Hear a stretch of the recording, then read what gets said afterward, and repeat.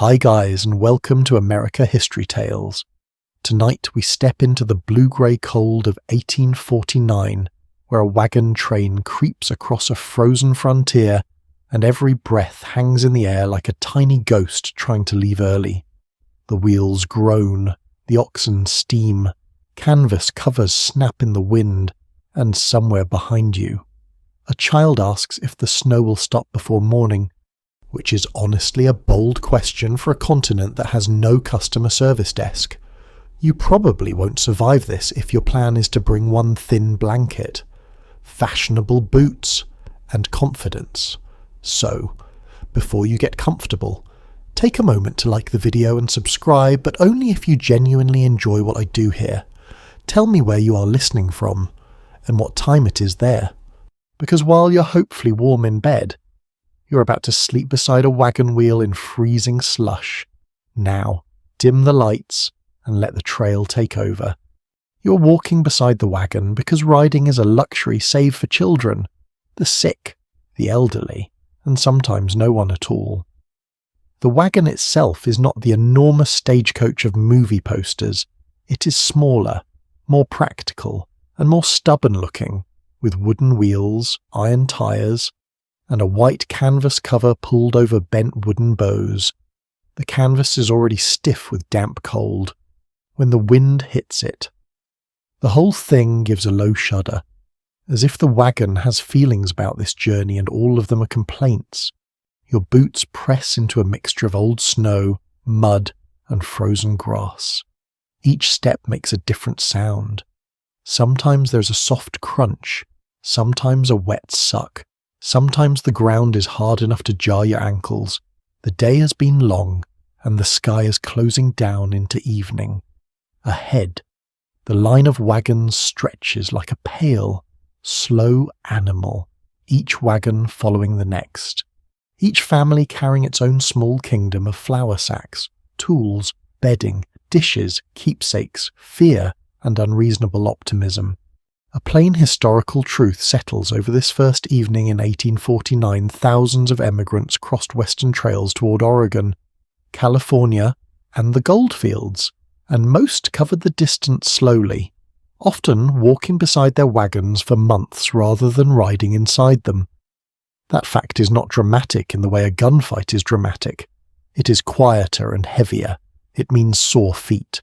It means damp socks. It means that by the time night comes, sleep is not a charming ritual. Sleep is repair work. The air smells of animals first. Ox hide, wet hair, manure, leather harness, and the sour sweetness of churned mud.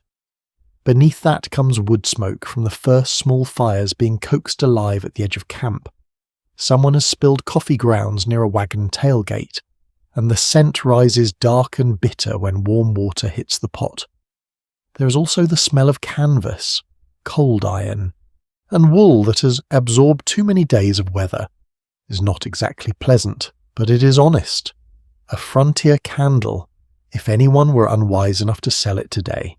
You're tired enough that the whole world appears in fragments. The grey flank of an ox, a woman's gloved hand tightening a rope, a boy carrying kindling with the solemn pride of someone entrusted with civilization itself.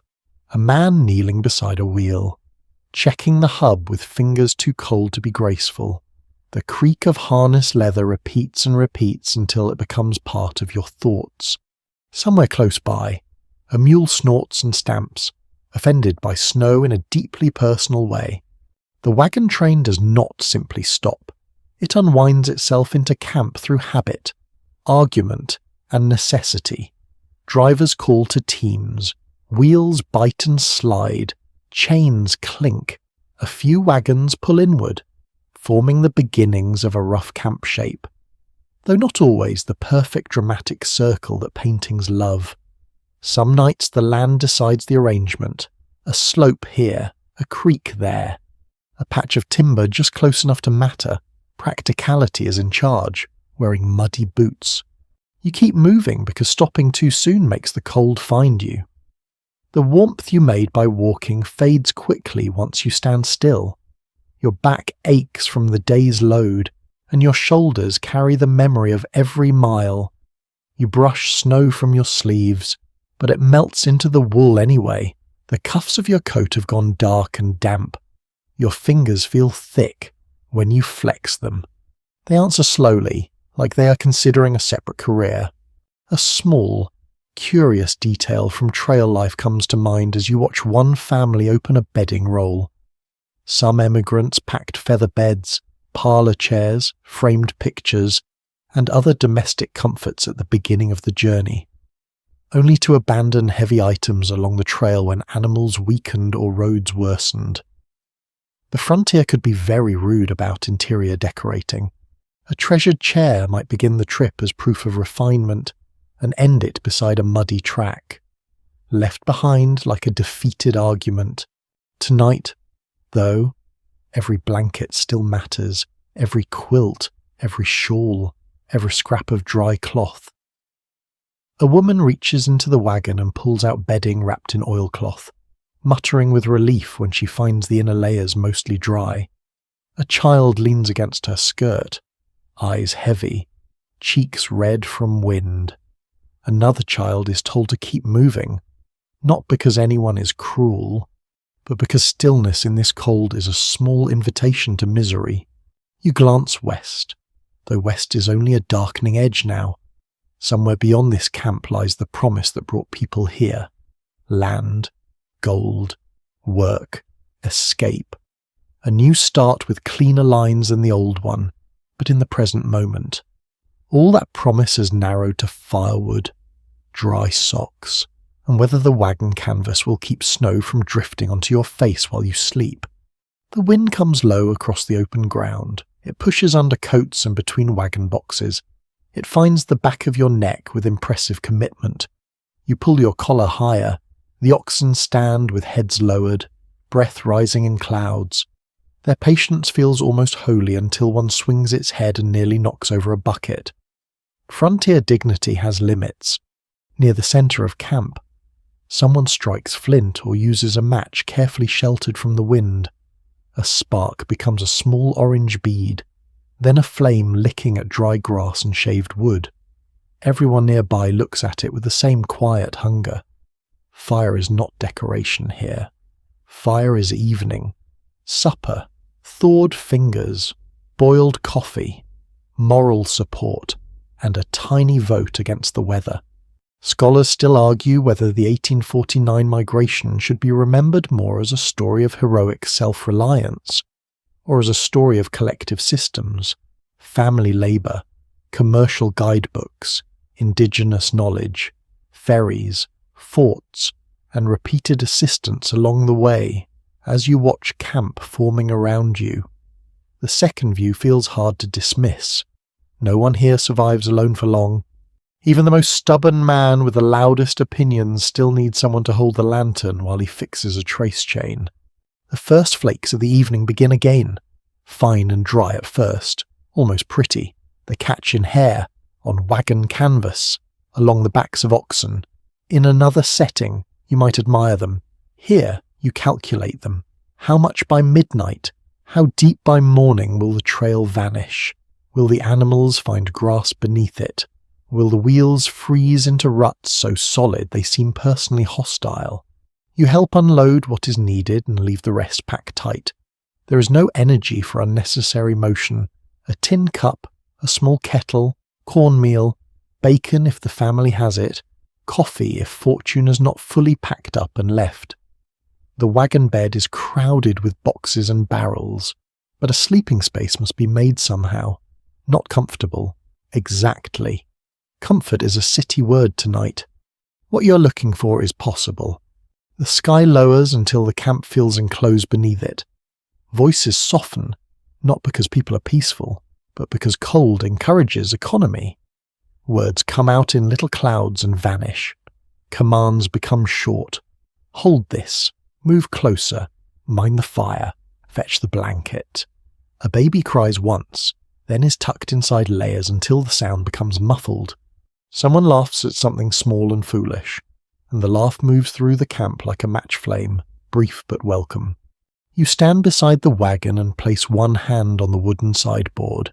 It is cold enough to sting through your glove. This will be your wall tonight, your shelter, your awkward bedroom, your protection from a wilderness that is not trying to be poetic. The canvas above you ripples. The wheel beside your boot is crusted with frozen mud. Nearby, the oxen shift, chains scraping softly. The fire grows stronger, sending smoke sideways in the wind. You're not yet asleep. You're not even lying down. But already the night is arranging itself around you. The camp has become a small island of breath, flame, wood, wool, and worry. Beyond it, the frozen frontier waits in every direction, patient and wide. You draw closer to the fire, feeling your face warm while your back remains cold. And you understand the first lesson of sleeping in an 1849 wagon train. Night does not begin when the sun disappears. It begins when everyone quietly accepts that the road has paused. The cold has not, and whatever rest comes now must be made by hand. The wagons settle by degrees, like tired animals folding their legs beneath them. You feel the change before anyone announces it. The day's forward pull loosens. The line of travel becomes a cluster of tasks. The road no longer commands every eye. Now the camp does. Men turn teams with low calls and small tugs on reins. Women look over the ground with a practical suspicion that could humble any surveyor. Children are sent to gather chips, twigs, and anything dry enough to burn, which in this weather is a generous definition. The oxen breathe steam into the fading light, and each cloud hangs briefly around their heads before the wind tears it away. Choosing where to sleep is never as simple as stopping where you are tired. Tiredness votes. Yes, but it does not rule. The camp must have water nearby, though not so near that flooding or broken ice becomes a threat. It must have enough grass or browse for animals. If the snow has not hidden everything, it must offer fuel, shelter from wind, room to turn wagons, and a ground surface that will not become a swamp under hooves and wheels by morning. If that sounds like a lot of requirements after walking all day, congratulations. You've discovered why frontier travel rarely asks whether anyone is emotionally ready. A reliable historical fact sits plainly in this routine wagon. Trains commonly made camp with careful attention to water, forage, fuel, and defensible organisation, because animals, food, and group order mattered as much as personal comfort. The sleepers came second to the teams. That may feel rude when your toes are wet and your spine is composing a complaint. But without the oxen, the wagons do not move. Without the wagons, the family supplies become a tragic museum exhibit in the snow. You follow a man named Elias as he walks the edge of the chosen site, stamping the ground with his boot. He's not a professional explorer, just a farmer who has learned by repetition that bad ground becomes worse after dark. He bends, scrapes snow aside with a gloved hand, and checks the soil beneath. Frozen crust, a little grass showing through near the brush. Not perfect, but acceptable. Perfect has not been seen since breakfast 3 weeks ago. The camp lies near a shallow creek, its surface crusted with grey ice except where dark water mutters under a narrow opening. Cottonwoods stand along the bank, black against the snow. Their branches are bare, and the bark smells faintly damp where someone chops at deadfall. The wind is less cruel here than out on the open flat. It still moves through the trees, but its force is broken into restless sighs. That matters. A little less wind can mean a little more sleep, and a little more sleep can mean fewer mistakes when morning arrives. The wagons do not form a perfect storybook circle, not tonight. Instead, they angle into a rough oval, adjusted around brush, frozen ruts, and the uneven bank. Wheels creak, axles complain. Oxen lean into their yokes one final time as drivers guide them into place. One wagon stops too far from the others, and someone calls for it to shift closer. The driver grumbles, but he does it. Distance feels harmless in daylight. At night, in weather like this, it becomes a problem with teeth. A small oddity of overland travel appears when a boy begins collecting dried animal dung for fuel. It is not glamorous. It will not appear on sentimental postcards, but on treeless stretches of the plains. Dried buffalo chips and other dung were often burned when wood was scarce. Tonight there is some wood, thanks to the creek bank. Yet old habits travel with people. The boy carries his findings with the focused expression of someone doing a noble thing that smells deeply questionable. You decide not to judge. Warmth has many humble servants. The fire sites are chosen with the same care as the wagons. Too close to canvas, and sparks become a nightmare. Too far away, and the heat becomes decorative. Someone clears snow with a shovel, exposing hard ground beneath. Another person lays a base of bark and twigs. A woman shields a match with her hands, her bonnet brim catching little beads of snow. The match flares sulphur bright, then dims, then catches the dry shavings. Everyone nearby leans in, not dramatically, just slightly. The body knows hope when it sees flame. You carry an armload of wood and feel bark scrape through your glove. The pieces are damp outside but drier within. They snap when split. The smell rises sharp and green, then smoky. A man swings an axe with economical strokes, not showing off, because showing off in freezing twilight is how a person discovers the medical limits of confidence. Chips scatter on the snow. A child gathers them carefully in her apron, proud of each curled shaving. The animals are unyoked with slow care. Wooden bows lift, chains loosen. Leather tugs slide free from hide darkened by sweat and snow. The oxen stand heavy and patient, though their ears twitch when the wind cuts through the camp. Their sides steam, one shakes its head, and droplets fly from its muzzle. Another lowers its nose toward the snowy grass, searching. Feed is brought out where necessary. Precious and measured, no one wastes grain. Every handful given tonight must be balanced against miles not yet travelled. You notice how order spreads outward from the wagons, first the teams, then the fires, then the bedding, then supper. People who seemed half broken with fatigue on the trail now move with practised rhythm. A kettle appears, a coffee pot, a sack of cornmeal, a skillet blackened by many fires. Someone hangs wet socks near the heat, though not so near that they scorch. The smell of smoke folds into wool, hair, canvas, and every future memory these travellers will have of the West. Researchers continue to debate whether wagon trains were usually governed by formal written rules or by shifting practical agreements shaped by personalities, emergencies, and family alliances. Around this camp, you can feel both. There are rules, certainly. Keep animals close. Take your turn at watch. Do not waste fuel. Do not endanger others with a careless fire. But there is also negotiation in every glance. Who is too tired tonight? Who has a sick child?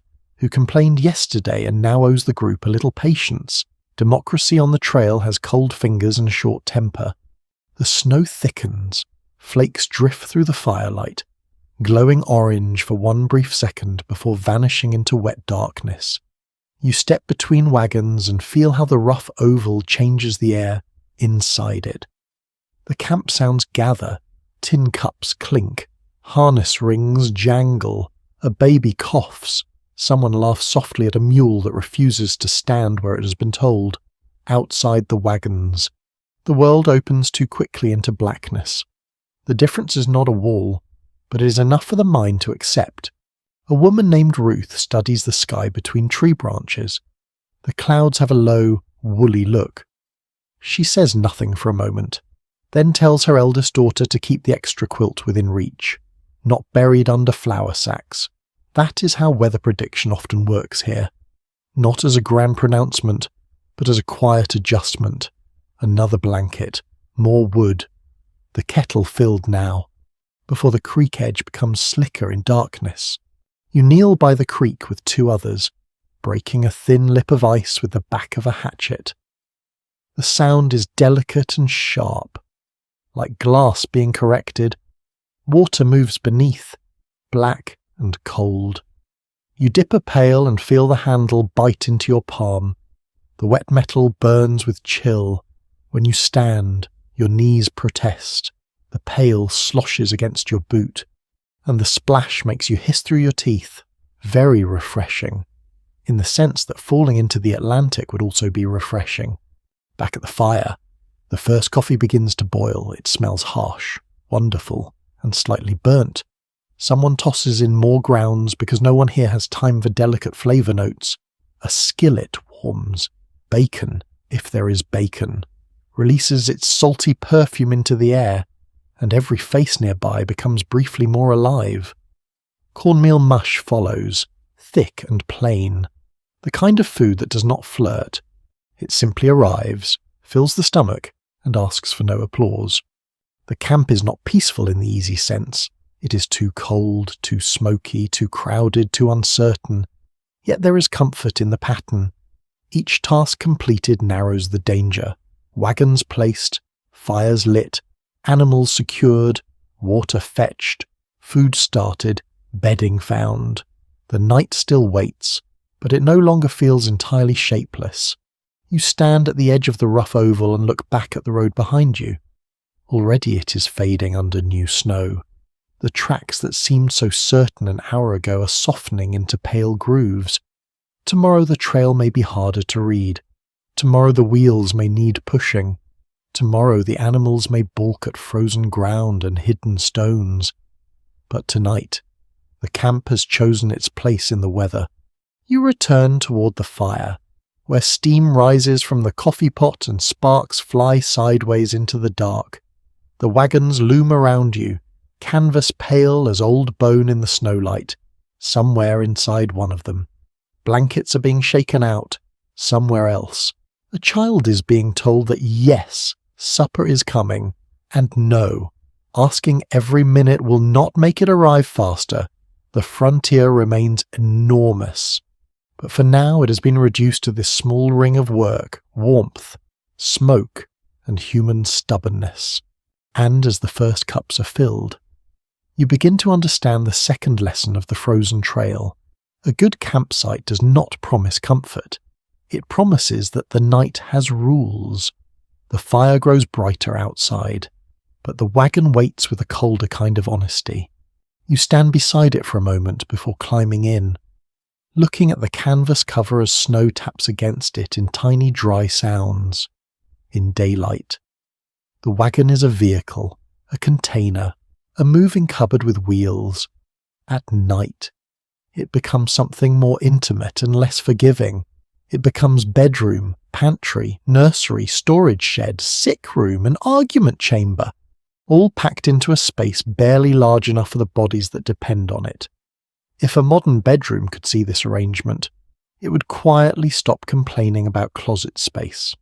A plain fact of overland migration belongs here. Many emigrant wagons were packed primarily with food, tools, spare parts, bedding, clothing, and trade goods, leaving little room for adults to ride or sleep comfortably inside. The covered wagon was not a rolling hotel.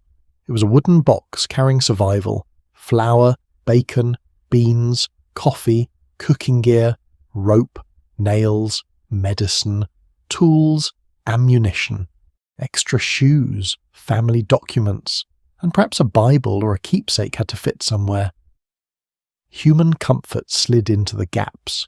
You place one boot on the wheel hub, grip the sideboard, and pull yourself upward. The wood is slick where snow has melted and refrozen. Your knee bumps a hanging kettle. Something metal clanks in protest. Inside, the air is close and smells different from the camp. Less smoke, more stored life. Wool blankets, dry flour, leather straps, cold canvas, damp boots. A faint sourness from yesterday's socks that everyone is politely pretending not to notice. Beneath it all is the powdery smell of sacks and the mineral chill of iron tools. The canvas roof curves above you, held by wooden bows. It does not feel high. When you sit, your cap brushes the underside. When the wind hits, the cover flexes inward and snaps back with a muffled thump. Snow collects along the outside, making the canvas sag in shallow pockets until someone reaches up and knocks it loose. The sound of falling snow sliding down the side is soft, almost soothing. If you forget that the roof is made of fabric and optimism. Ruth has already begun rearranging the wagon bed. She works without ceremony, shifting a sack of meal closer to the front, tucking a small box under the side rail, pulling quilts from an oilcloth bundle. Her hands move quickly despite the cold. She knows the geometry of discomfort. A child can sleep across a narrow space where an adult cannot. A flour sack can become a brace.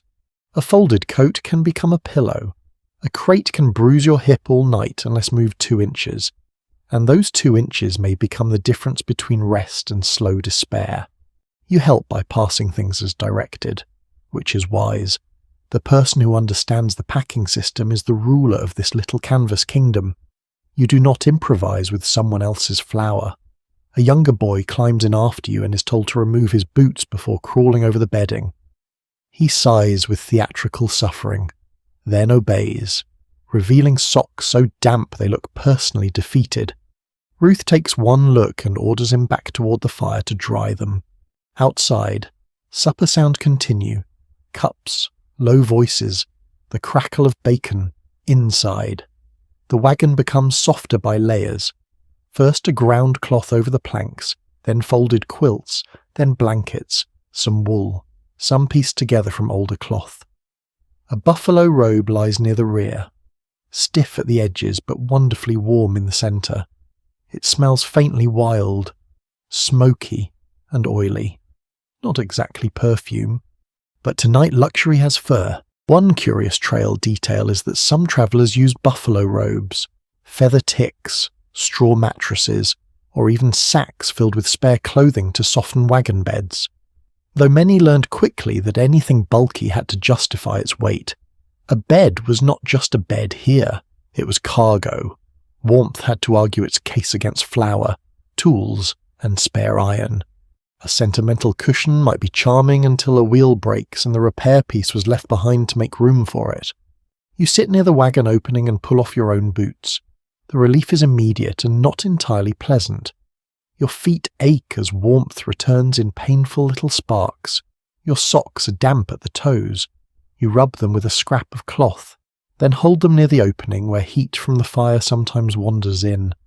A small draught moves under the tailgate and finds your ankles.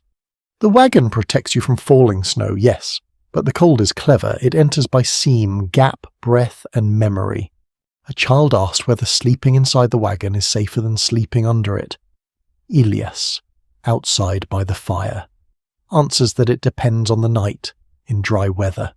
Some adults sleep under wagons or beside fires, wrapped in blankets, especially when the wagon is too full, in cold snow.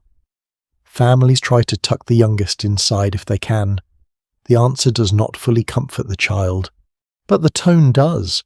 Adults on the trail often speak certainty into places where certainty is not available. You lie back briefly and feel the wooden planks beneath all the layers. They are still there, stern and patient. Every knot and ridge announces itself.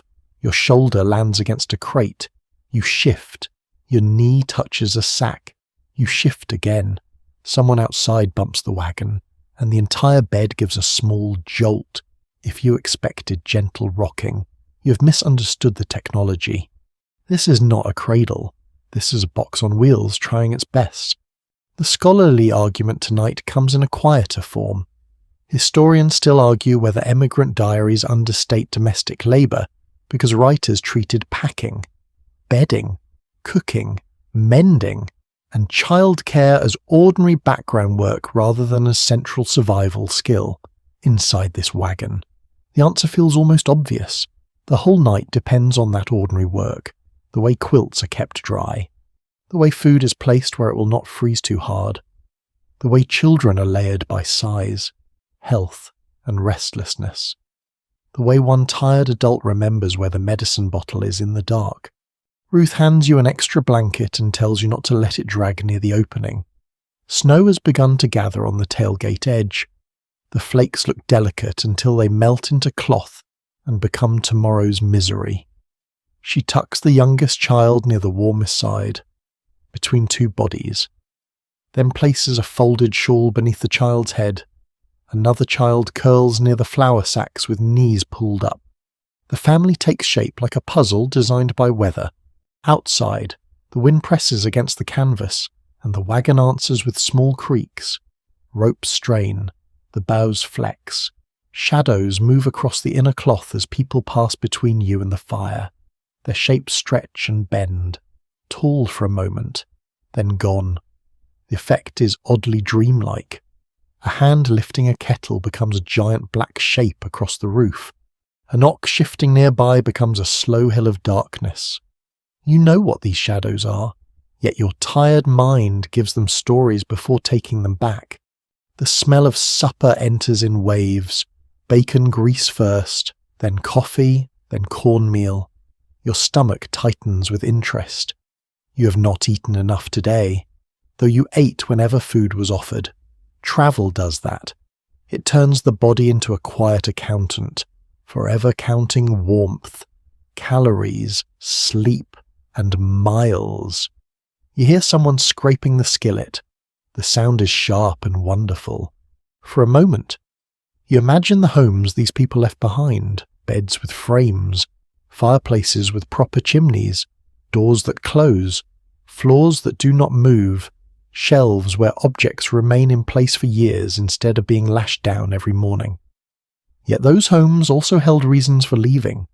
Debt, poor soil, crowded farms, grief, ambition.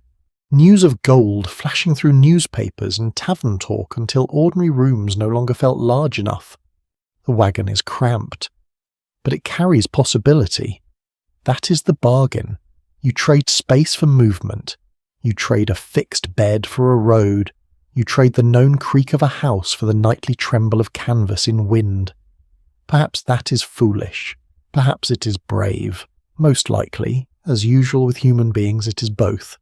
Ruth calls everyone out for supper before the food cools. You sit up carefully, avoiding the low canvas, and reach for your boots.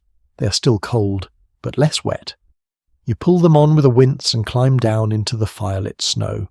Behind you, the wagon's arranged bedding waits in the dark, a narrow promise of rest among sacks, crates, quilts, and the whole heavy hope of going west. And you understand the third lesson before you have even eaten. On the frozen frontier, a bed is not a place. It is something people make together, one dry layer at a time. Supper gathers everyone without needing a bell. The smell does the calling first. Bacon grease whispers through the cold with persuasive talent. Coffee boils in a blackened pot, sending up bitter steam that seems too strong for sleep and yet too comforting to refuse. Cornmeal thickens in a kettle, pale and heavy, stirred by a woman whose face glows orange from the fire and blue from the evening around it. Snow falls through the light in slow, slanting threads.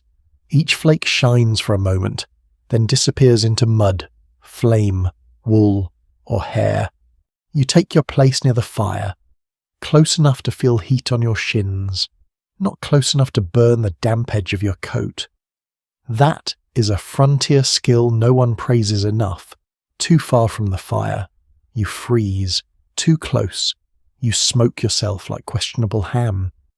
The proper distance is a small moving target, and everyone adjusts constantly, leaning in, leaning back, turning one shoulder, warming one hand, then the other. Comfort is not found, it is negotiated. The evening meal on the trail is plain, but it has ceremony because hunger gives ceremony to anything edible. Tin plates appear, spoons are wiped on cloth or sleeves, a slab of bacon is cut into pieces that look smaller than anyone hoped. Cornmeal mush is ladled out. Beans, if already cooked, are warmed near the coals. Someone has a little dried apple saved from earlier weeks, and the children notice with the sharp vision of small tax collectors. Coffee is poured dark and rough, with grounds drifting near the bottom like a warning from the future. By the late 1840s, emigrant food stores usually leaned heavily on flour, bacon or salt pork, beans, coffee, sugar, dried fruit when available, and cornmeal. Because these kept reasonably well and could feed many people with simple equipment.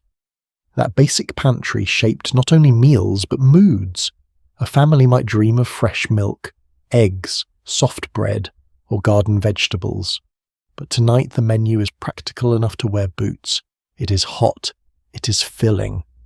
Nobody asks whether it pairs well with the weather. You accept a tin plate and feel warmth spread through the metal into your cold fingers. The mush is bland until bacon grease touches it. Then it becomes something approaching kindness.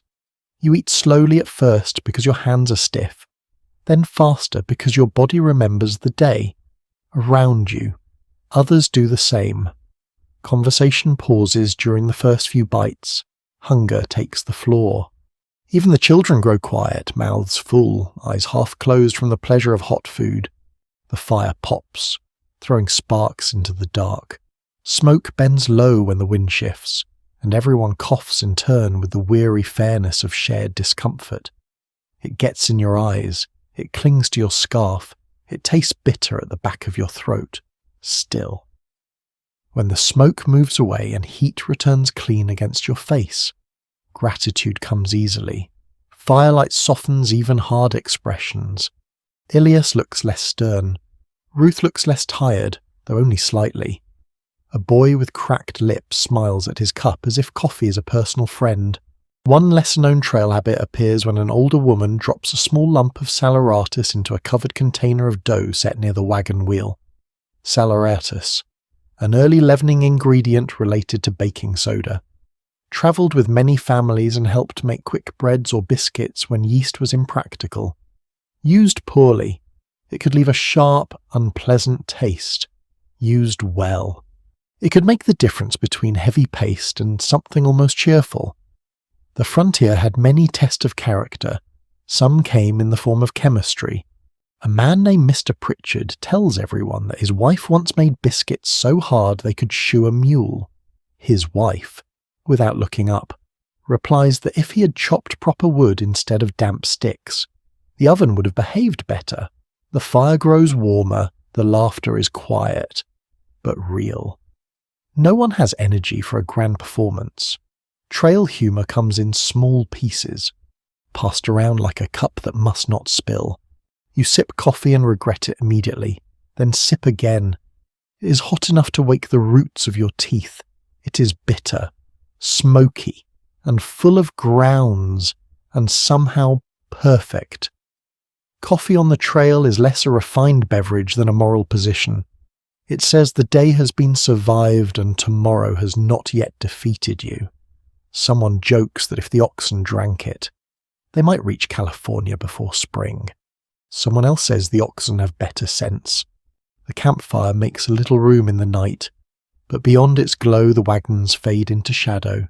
Canvas tops are pale shapes, wheels are black rings. Oxen stand or lie in dark clusters, their breath visible when the firelight catches it. Harness hangs from wagon tongues.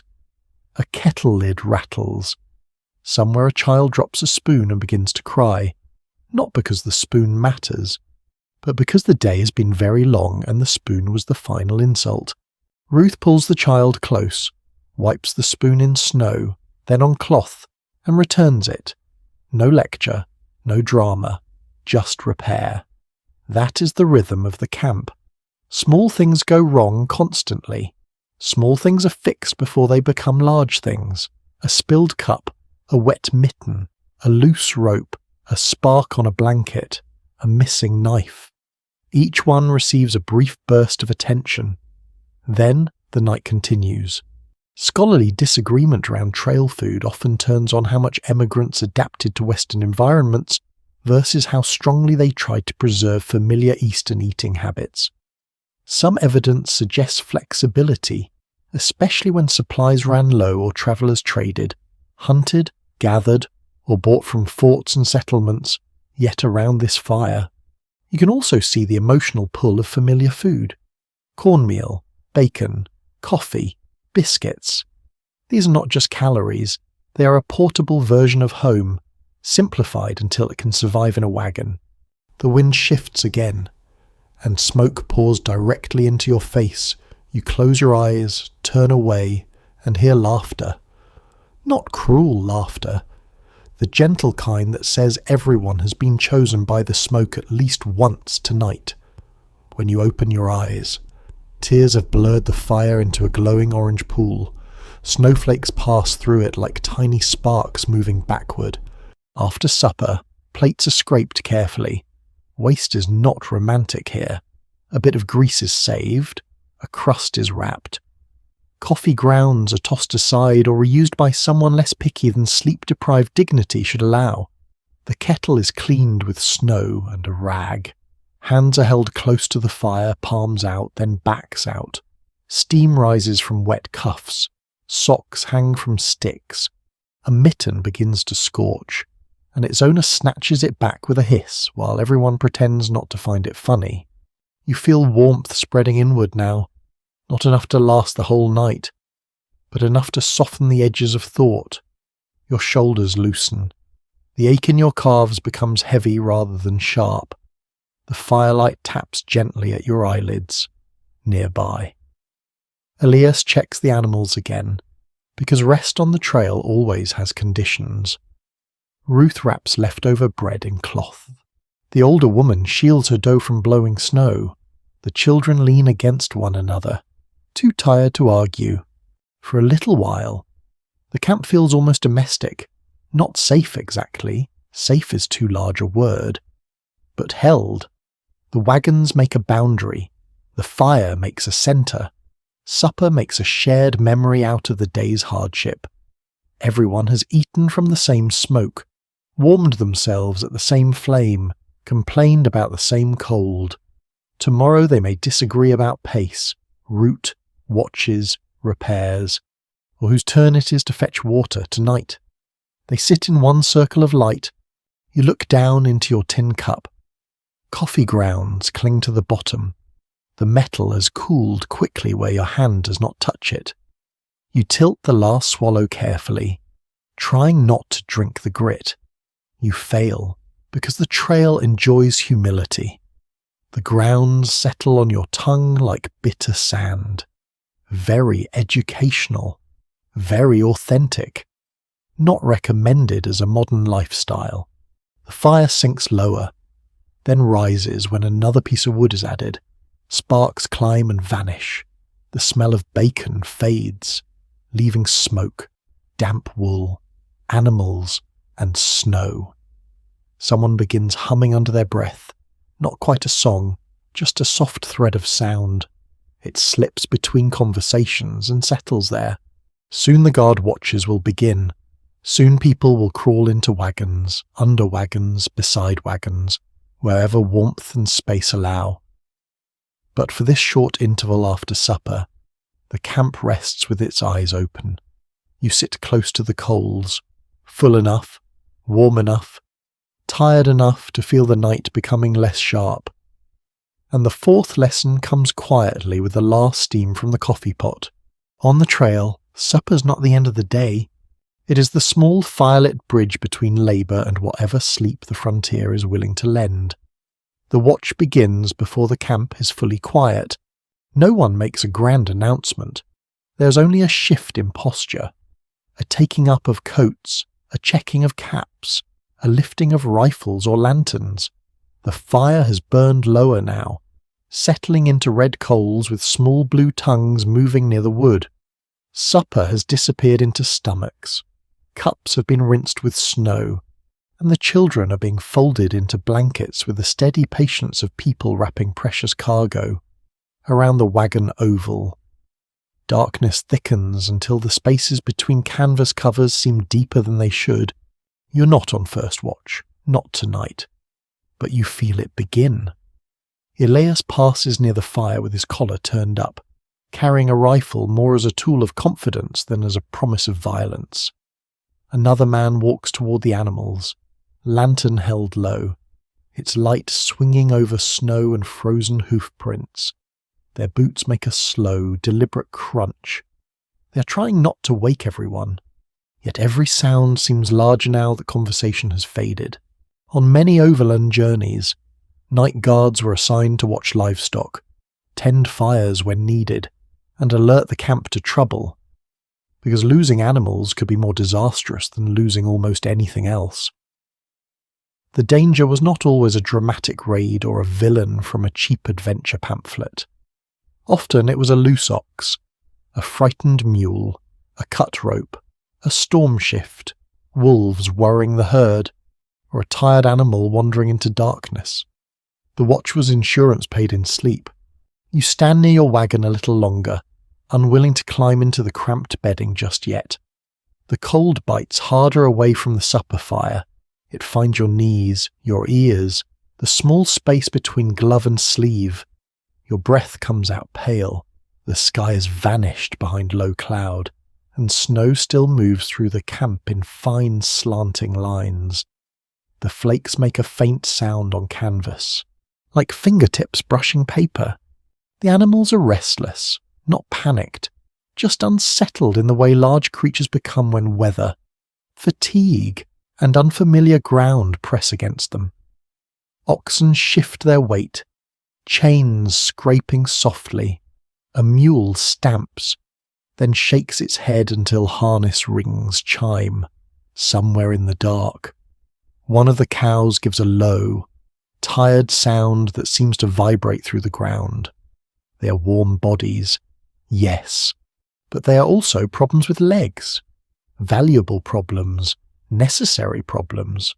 Problems that eat constantly and can ruin your entire week by stepping wrong. A small trail peculiarity comes into view when one guard checks the bells on a few animals. Some emigrants used bells, hobbles, picket ropes, or tied animals to wagon parts so they could hear movement or prevent wandering. Bells could be useful, but they could also become maddening in the night. An irregular clank that entered dreams and shook them apart. You hear one now, far softer than a church bell. A dull little note under the wind. It sounds almost sweet until you imagine listening to it for 6 hours while your toes freeze. You climb halfway into the wagon, then pause with one hand on the sideboard. Inside. Ruth is arranging the final sleepers. The youngest child is already hidden under quilts except for a small red nose. The older boy has been warned that if he kicks the flour sack again, he will be moved to the least comfortable corner available, which in this wagon is a competitive category. Elias's wife places a folded shawl at the rear opening to block a draft. The whole wagon smells warmer now, human breath mingling with wool and canvas. You crawl in carefully and lie where you were told, because rebellion in a wagon bed is mostly a way to elbow a kettle. The planks beneath the bedding feel hard but not unbearable. Your body is tired enough to accept negotiations. The quilt over you is heavy. Another blanket crosses your legs. Your boots remain near the opening, angled so snow will not drift into them. You tuck your hands near your chest and listen. The camp makes many small sounds after dark. Fire settling, canvas tightening, someone coughing, a baby sighing in sleep, the creak of a wagon as weight shifts inside, a pot lid clicking in the wind, the low murmur of the guards when their paths meet. Beyond those human sounds lies another layer: the animals, the creek, the branches, the open land. The frozen water under its crust speaks now and then with a small crack, as if turning in sleep. In studies of the overland trails, one continuing question is how much fear of nighttime attack shaped daily routines, compared with more ordinary dangers such as weather, illness, accidents, and animal loss. Popular memory often enlarges the threat of sudden violence, while many diaries spend more time complaining about mud, broken wheels, bad water, sickness, and stubborn livestock. Lying here in the dark, you understand how imagination works. The unknown beyond camp feels enormous, yet the most likely trouble may be the mule with opinions. A guard passes close to your wagon. His lantern light glows through the canvas, turning the cloth amber for 3 seconds.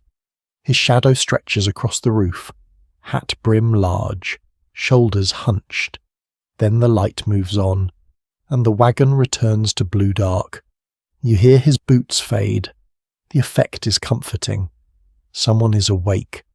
Someone is moving through the cold so others can sleep. It is a humble kindness, though nobody will phrase it that way. Your body wants rest, but the trail has taught it caution. Every unfamiliar sound asks to be identified. That scratch a branch against canvas, that thud a child turning over, that breath yours, too loud in your ears, that clink, a chain near the animals. Sleep comes close, withdraws, comes close again. The mind, unhelpful little clerk, keeps taking inventory, blanket, boots, knife, cup, cold feet, fire, animals, snow, outside. The wind grows softer for a while. The camp seems to sink deeper into itself. A few sleepers begin to snore, not heroic snores, small exhausted ones. Ruth whispers something to a child who's half woken, then hums until the child settles. The melody is so low you feel it more than hear it. It has no need to be beautiful. It only needs to be familiar. You shift your shoulder away from the crate. The crate wins anyway. A corner presses into your upper arm with bureaucratic persistence. You move again, and your knee meets someone's bundled foot. A sleepy complaint emerges from the blankets. You whisper an apology. The foot withdraws. Peace returns, narrow but adequate. Then a sound cuts through the camp. Not loud, not dramatic. A sudden jangle, followed by a heavier scrape. You open your eyes, so does everyone else who is not truly asleep. The wagon holds its breath. Outside. A guard calls softly to another. No panic in his voice, but alertness. You hear boots moving faster now. The mule stamps again. Then another animal shifts. A rope has tightened or slipped. The bell gives two dull notes. Elias is already moving. He rises from near the wagon opening, pulls on his coat, and steps down into the snow with the grim efficiency of a man who expected not to rest long.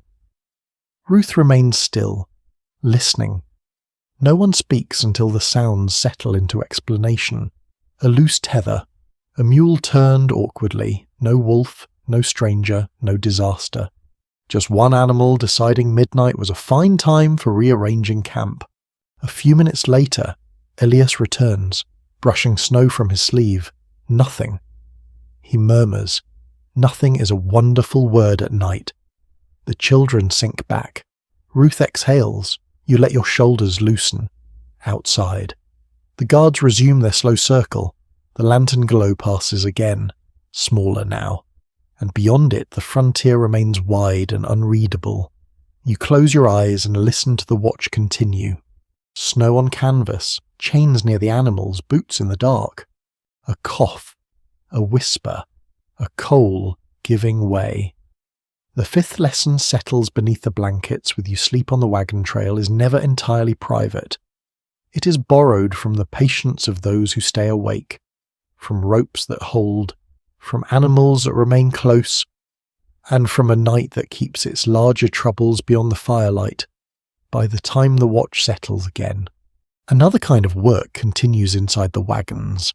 It is quieter than chopping wood, less visible than turning teams, and much easier for tired men to underestimate, which is convenient for them and deeply unfair for everyone else. Ruth is awake, though she has every reason not to be. Her eyes are half closed, but her hands still move. She tucks a blanket beneath the youngest child's shoulder, feels another child's forehead, checks that the wrapped bread is safely away from damp boots, and shifts a small medicine bottle so it will not roll under a crate by morning.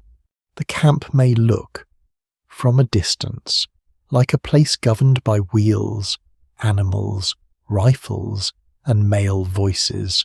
Up close, it is held together by countless smaller decisions, many of them made by women who are too tired to deliver speeches about it, who sleeps closest to warmth, which socks must dry first, how much bacon can be used without hurting tomorrow, whether a cough is ordinary cold air or something more serious, Which child needs comfort and which child simply needs to stop poking his sister?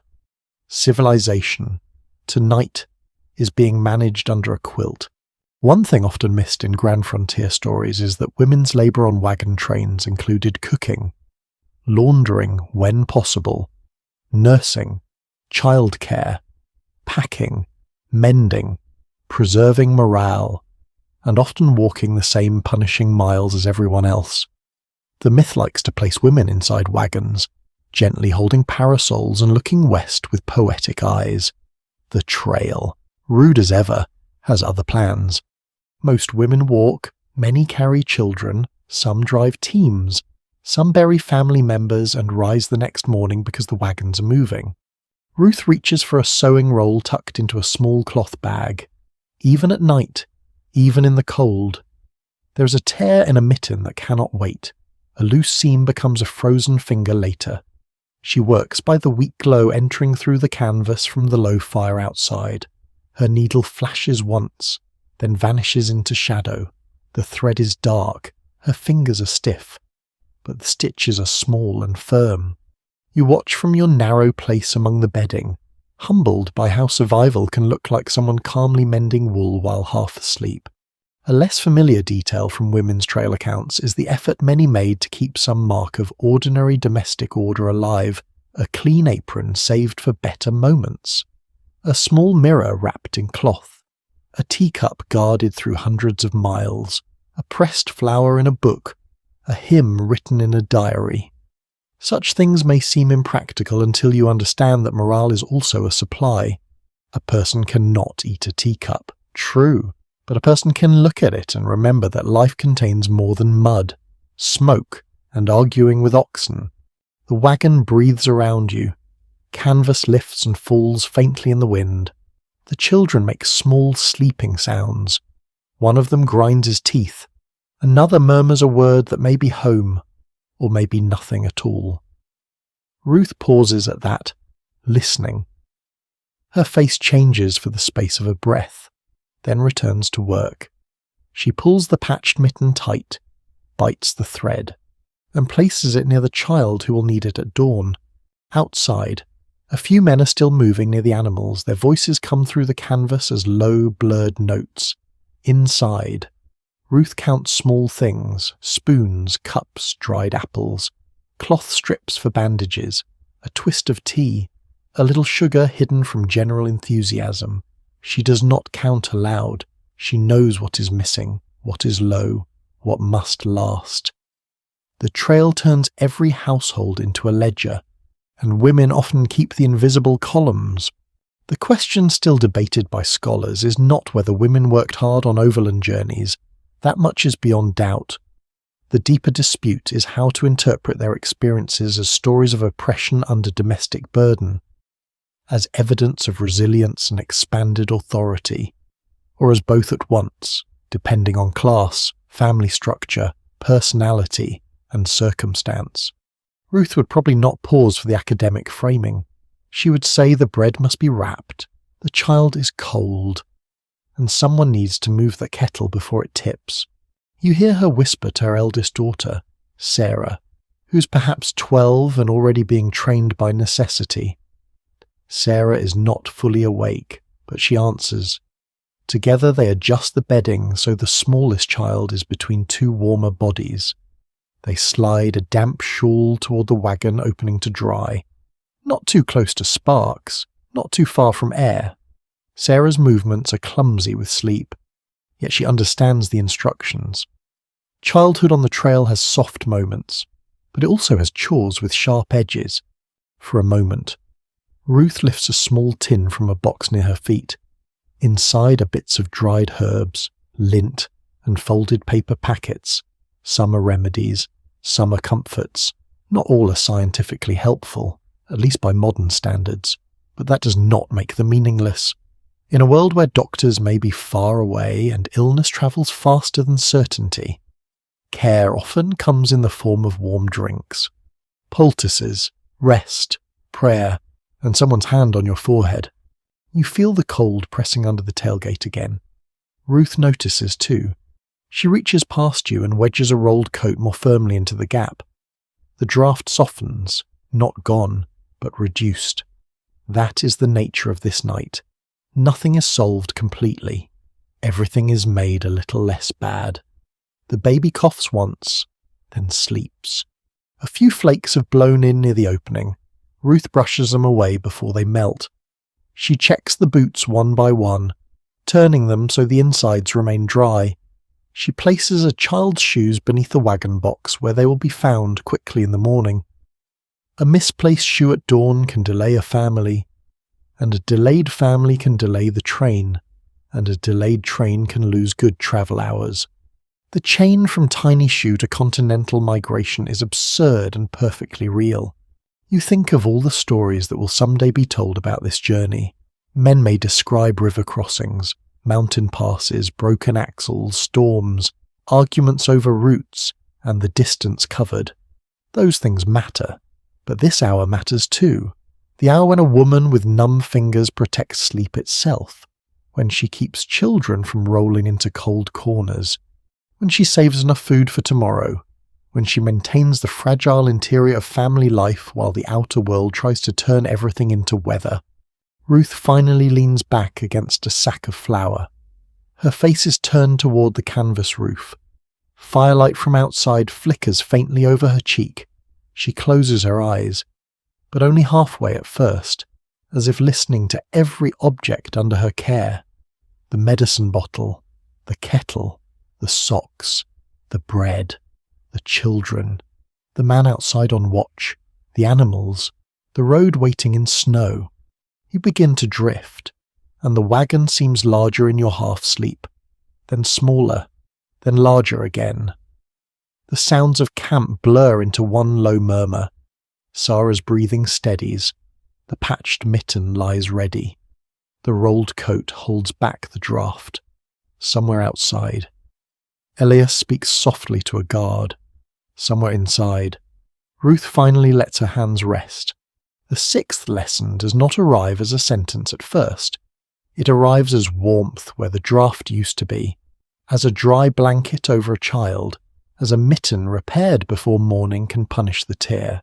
Then, as sleep moves closer, you understand it clearly. On the frozen trail. Survival is not only the work that looks brave from a distance, it is also the quiet work done in darkness, by tired hands, so everyone else can call the night peaceful. The children sleep before the adults trust the night. They do not all sleep gracefully, that is worth saying. The youngest sinks into rest like a stone dropped into dark water, heavy and immediate, cheeks flushed from the fire and lashes still damp from the cold. The older boy fights it, because older boys in every century seem to believe exhaustion is a personal insult. Sarah stays quiet, curled on her side with one arm under her head, trained by the trail to save space even in dreams. Another child mutters, kicks once beneath the quilt, and is gently pressed back into place by Ruth without either of them fully waking. Inside the wagon, children become part of the packing, not in a cruel way, but in a practical one. The smallest bodies are placed where warmth gathers, restless legs are turned away from kettles and crockery. A child with a cough is tucked nearer the centre. A child likely to wake and need the chamber pot is kept closer to the opening, which is not a poetic detail. But history often keeps its poetry in one hand and a very ordinary bucket in the other. One thing popular images often soften is how many children travelled overland with emigrant families in the 1840s and 1850s. Walking, riding when ill or very young, helping with chores, and absorbing the journey as both hardship and adventure. The wagon train is not only a line of ambitious adults, it is a moving childhood. Little hands gather fuel, small feet blister. Young voices learn the names of rivers, animals, storms, and losses. The frontier is not waiting for them to become old enough to understand it. You lie awake near the tailgate and listen to them breathing. Their sleep makes the wagon feel more fragile. Adults may speak of land claims, gold, prices, routes, and weather. Children reduce all that ambition to one simpler question: will morning find us together and warm enough to continue? Their bodies give the answer for now. Yes, for this hour. Yes, beneath these quilts. Yes. While the fire outside still marks the dark, a cold draught moves along the floorboards, but the centre of the bedding has grown warmer from shared breath and bodies. This is one reason children are tucked close. Warmth is communal here, not sentimental. It travels from shoulder to shoulder, through wool and quilt layers, into stiff fingers and chilled toes. Nobody says family bonding because everyone is too busy trying not to freeze, which may be the most honest form of family bonding ever invented. A small, oddly tender detail turns up when Sarah reaches in her sleep for a cloth doll tucked beside her. The doll is little more than rag shaped by care, its face stitched with 2 dark threads, its dress faded from many washings and much dirt. Trail children sometimes carried dolls, marbles, whistles, small books, carved toys, or bits of string and button that became entire worlds in their hands. Such objects were not useless clutter. They gave children something that belonged to them when nearly everything else belonged to the journey. The doll's head has been flattened by years of being slept on. One arm is patched with cloth that does not match. Sarah's hand closes around it, and her brow eases. You see, in that small motion, the distance between the world adults discuss and the world children survive. To Elias, the wagon holds supplies. To Ruth, it holds responsibilities. To Sarah, it holds the doll, the little tin cup she favours, the place where her brother kicks too much, and the sound of her mother moving in the dark, outside. The guard passes again, but the children do not wake. Lantern light drifts over the canvas roof like a slow golden fish, then vanishes. One child turns toward it, eyes still closed, as if following a dream. Snow whispers on the wagon cover. The creak cracks faintly. The oxen shift. All of it enters the children's sleep, perhaps becoming something else inside them. A river in a dream. A house with a canvas roof. A giant breathing animal. A warm kitchen that smells of smoke because memory is not tidy. There is still discussion among historians about how children experienced the overland trails, whether they remembered them mainly through adult hardship, youthful adventure, family storytelling, or later nostalgia shaped by the myths of the West. Their diaries and later recollections can be bright, frightened, bored, proud, playful, and grief-struck all at once. That mixture feels true here. A child can be miserable at noon, delighted by snow at dusk, terrified by a wolf story after supper, and asleep with a doll by midnight. The older boy, whose name is Caleb, wakes suddenly and asks if it is morning. No, Ruth whispers. How long? Long enough that you should sleep. This answer satisfies no measurable standard, but it works. Caleb sighs as if personally betrayed by time and rolls over. His heel finds your shin. You breathe in sharply, then decide not to complain. The boy is asleep again before justice can be organised. You think of the Children's Day. They walk beside the wagons for miles, sometimes running ahead, sometimes lagging until called back. They watched adults read clouds and wheel tracks. They learned which plants snag skirts, which patches of ice might crack, which animals could be approached and which should be given the full respect of distance. They heard grown people argue in low voices and pretend the children did not notice. Children notice nearly everything. They simply lack the authority to file reports. In the darkness, Sarah stirs and opens her eyes. For a moment she looks at you without recognition, caught between sleep and waking. Then she seems to remember the wagon, the storm, the road. She whispers, "Is the fire still going?" "Yes," you answer softly. She nods, reassured by that more than by any explanation. The fire is still going, therefore the camp still holds, therefore the world has not come apart. She presses the cloth doll under her chin and closes her eyes again. That is how children measure safety here. Not with maps or plans, but with signs. Mother's hand nearby, father's voice outside, the bell on the ox, the smell of smoke, the quilt still over them, the wagon not moving, the fire still going. Beyond the canvas, the grown world continues its calculations. How deep will the snow be by dawn? Has the creek ice thickened or weakened? Are the animals resting? Is anyone coughing too hard? Will the train lose half a day? Children live among these questions without carrying all of them.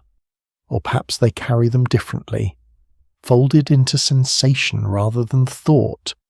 The wagon becomes quieter.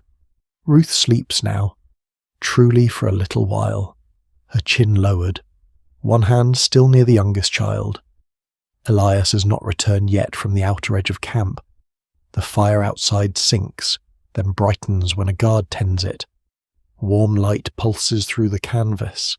The children glow faintly in it, then fade back into shadow. You feel sleep approaching more steadily. The hard crate at your shoulder seems less offensive. The cold at your feet dulls.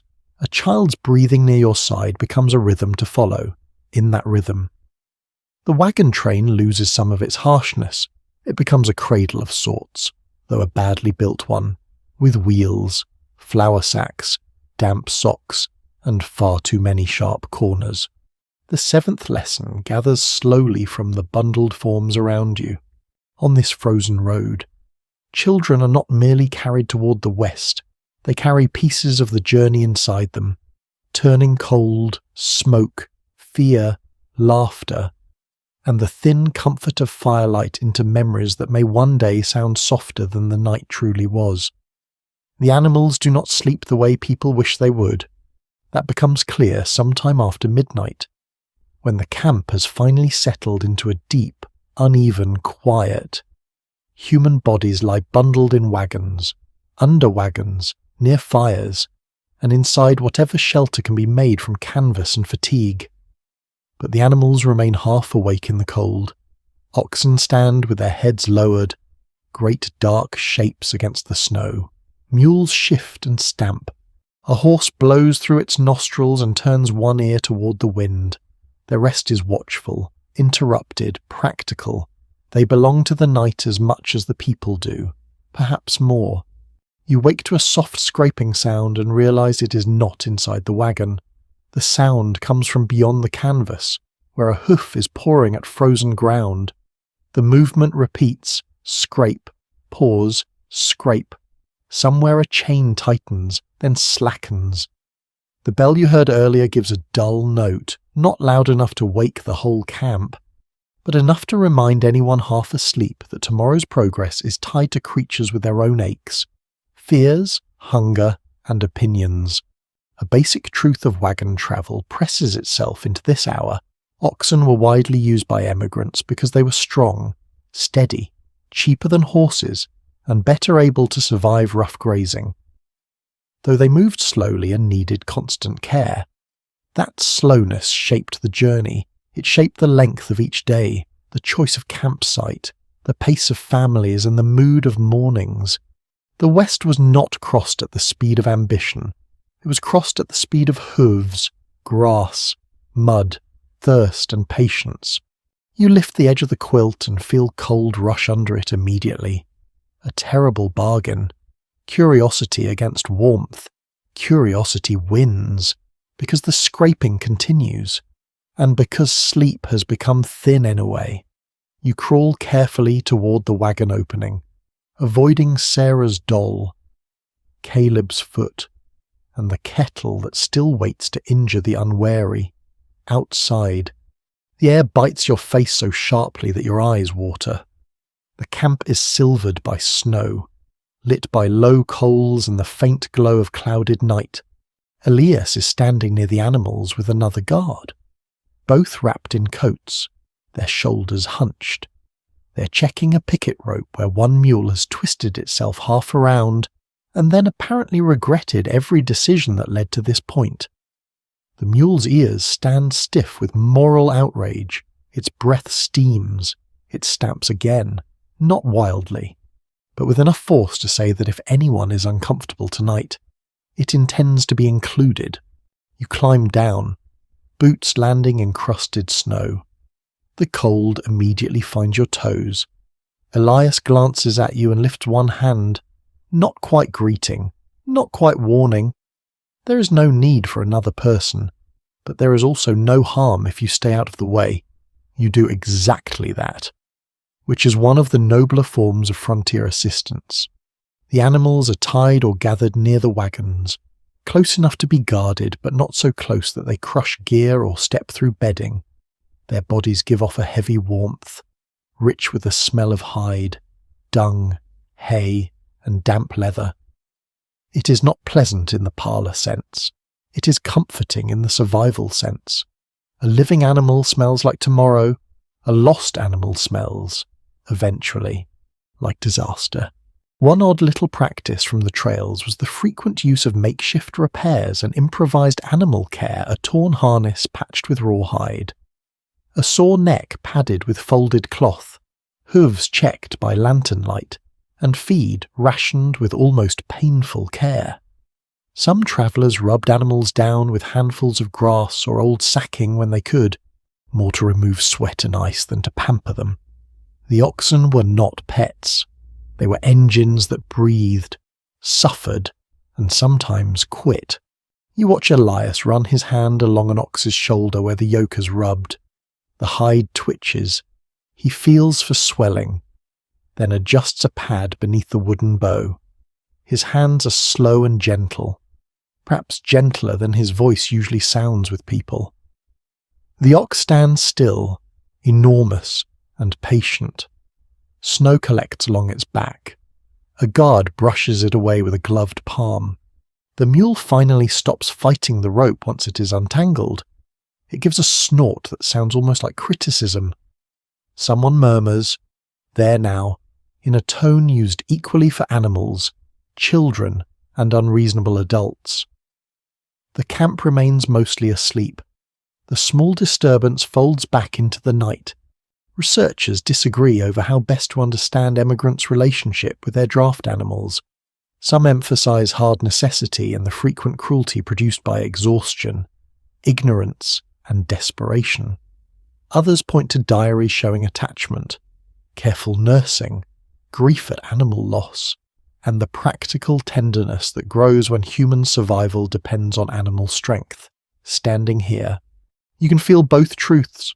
These creatures are valued, used, loved by some, cursed by others, and needed by all. A thin crust of ice has formed on the water bucket near the wagon tongue. Elias breaks it with 2 fingers, then winces because that was a foolishly direct method. He offers water to one animal, then another, not too much at once, not wasted.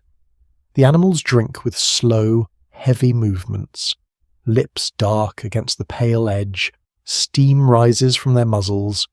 The sound of drinking is strangely intimate in the night. A wet pull and swallow that makes you aware of thirst in your own throat. Beyond the animals, the land is quiet. The creek is a dark ribbon under ice. Cottonwoods lean in the wind. The wagons form their rough oval, each canvas cover dim and pale. Here and there, smoke still rises from banked fires. The whole camp seems to breathe around the teams. People may tell themselves they are the travellers, but the animals carry the road in their muscles. You think of tomorrow morning, yokes lifted, hooves braced, drivers calling, wheels cracking loose from frozen ruts. The first pull will be hard. It always is after a cold night, if the animals are stiff, hungry, sore, or frightened. The entire train will feel it. A wagon train is only as determined as its weakest team. That is not a slogan. It is a schedule. One ox lowers itself awkwardly to the ground. Folding its legs beneath its great body, the snow compresses under its weight. Another remains standing, eyes half closed. A mule dozes with one hind leg relaxed, then snaps awake when the wind moves a loose strap. Sleep. For them. comes in pieces, a few minutes here, a longer stillness there. Their bodies know predators, weather, pain, and duty in ways no diary can fully translate. You stand near them longer than you meant to. The cold grows through your coat, but the scene holds you. Their breath clouds in the dark. Their hides gleam faintly where snow melts. The small bell hangs silent now, for once. Even the mule seems resigned to history. Elias nods toward the wagon. Go on, he says softly, nothing more to see. But there is. There is always more to see when you're tired enough to look closely. You see the rope secured again, the pad straightened under the yoke, the bucket turned upside down so it will not fill with snow, the guard returning to his slow path. You see how much of the night depends on these uncelebrated details. You climb back into the wagon with stiff knees and frozen fingers. The interior feels warmer than before, though only because outside has become so severe. Ruth does not wake. Sarah shifts, clutching her cloth doll. Caleb sighs and steals half an inch of blanket with the precision of a seasoned border negotiator. You settle back into your place and listen to the animals through the canvas. A hoof scrape, a soft snort, the faint chime of a bell, the deep damp breath of an ox waiting for morning. The 8th lesson comes with that breath, slow and steady in the dark on the frozen frontier. People may dream of gold, land, and new beginnings, but the journey belongs first to the animals, whose tired bodies decide how far hope can travel before the next night falls. The storm arrives as if it has been listening for the camp to grow tired. At first, it is only a change in the wind. The canvas above you stops fluttering and begins to strain. The sound lowers, deepens, and spreads along the wagon cover until the whole frame seems to hum. Snow no longer taps gently. It strikes. Fine, hard grains hiss across the canvas, slide along the wagon side and gather in the seams somewhere outside. A loose strap starts snapping against wood with a steady, irritating slap. You open your eyes into darkness. For a few moments, you do not remember where you are. The wagon's cramped shape returns slowly. The quilt over your chest, the crate at your shoulder, Caleb's foot near your knee, Ruth's outline near the children, the smell of wool, flour, cold breath, and old smoke. Then the wind hits again, and the wagon rocks just enough to remind you that your bedroom has wheels, which is not a calming architectural feature. Outside, someone calls to a guard. The words vanish in the gust. Another voice answers, closer to the animals. The camp has moved from sleep into alertness without fully waking. That is how storms work on the trail. They do not politely knock. They lean against every weak place at once and ask what was tied badly, what was left loose, what was placed too near the fire, and who thought one blanket would be enough. One practical reality of winter and mountain travel in the overland era was that severe weather could stop a wagon train completely, delay travel for days, scatter animals, damage canvas, soak bedding, and turn ordinary night routines into emergency work. Even when emigrants tried to time journeys for safer seasons, weather could still trap them in exposed places. The frontier did not honour calendars just because people had plans. It treated plans as suggestions written on damp paper. The canvas boughs creak overhead. Ruth wakes fully now. Though she does not sit up at once, she listens. Good trail listening is not passive. It sorts danger from discomfort. Wind is discomfort. Wind lifting a canvas edge is danger. Snow blowing through a seam is trouble. Animals panicking is immediate trouble. Fire spreading from scattered coals is nightmare. She reaches toward the tailgate and feels for the rolled coat blocking the draft. It has shifted. Cold air runs along the floorboards like water. She whispers your name, or perhaps just there, and you understand, together, in the dark. You press the coat back into place and wedge a sack against it. The draft softens but does not disappear. The youngest child stirs, making a small, unhappy sound. Ruth pulls the quilt higher around the child's ears. A harsh gust strikes the wagon broadside. The canvas snaps so loudly that Caleb jerks awake and bangs his elbow on the crate. He says something under his breath that Ruth hears instantly. Because mothers have selective hearing sharpened by civilization. "Mind your tongue," she murmurs. "Even in a storm, standards remain." The odd little detail tonight is the way people try to keep snow from invading every gap. A spare shawl becomes a draft stopper. A flour sack blocks a seam. A wooden box is shoved against the tailgate. Some travellers tied extra ropes over wagon covers or leaned poles and brush against exposed sides when weather turned mean. None of this is elegant. It is the architecture of people who would like very much to wake dry. You hear Elias outside now. His voice is close, then gone. He and another man are checking the wagon covers and animals. A lantern glow appears through the canvas, breaks apart in blowing snow, then disappears. The light is less steady than before. The wind worries it. You imagine the men walking bent forward, one hand gripping hat or cap, boots sliding in the new drift. The snow is not falling down so much as travelling sideways with intent. Inside, every sleeper becomes part of the defence. Sarah is awake, quietly holding the cloth doll under her chin. Caleb is told to move nearer the centre and stop leaving a gap in the blanket. He obeys with offended dignity. The youngest child is still asleep, wrapped so thoroughly that only breath proves anyone is in there. You tuck your feet under the quilt and feel the cold retreat by inches. The storm turns sound strange. Near things become huge. Distant things vanish.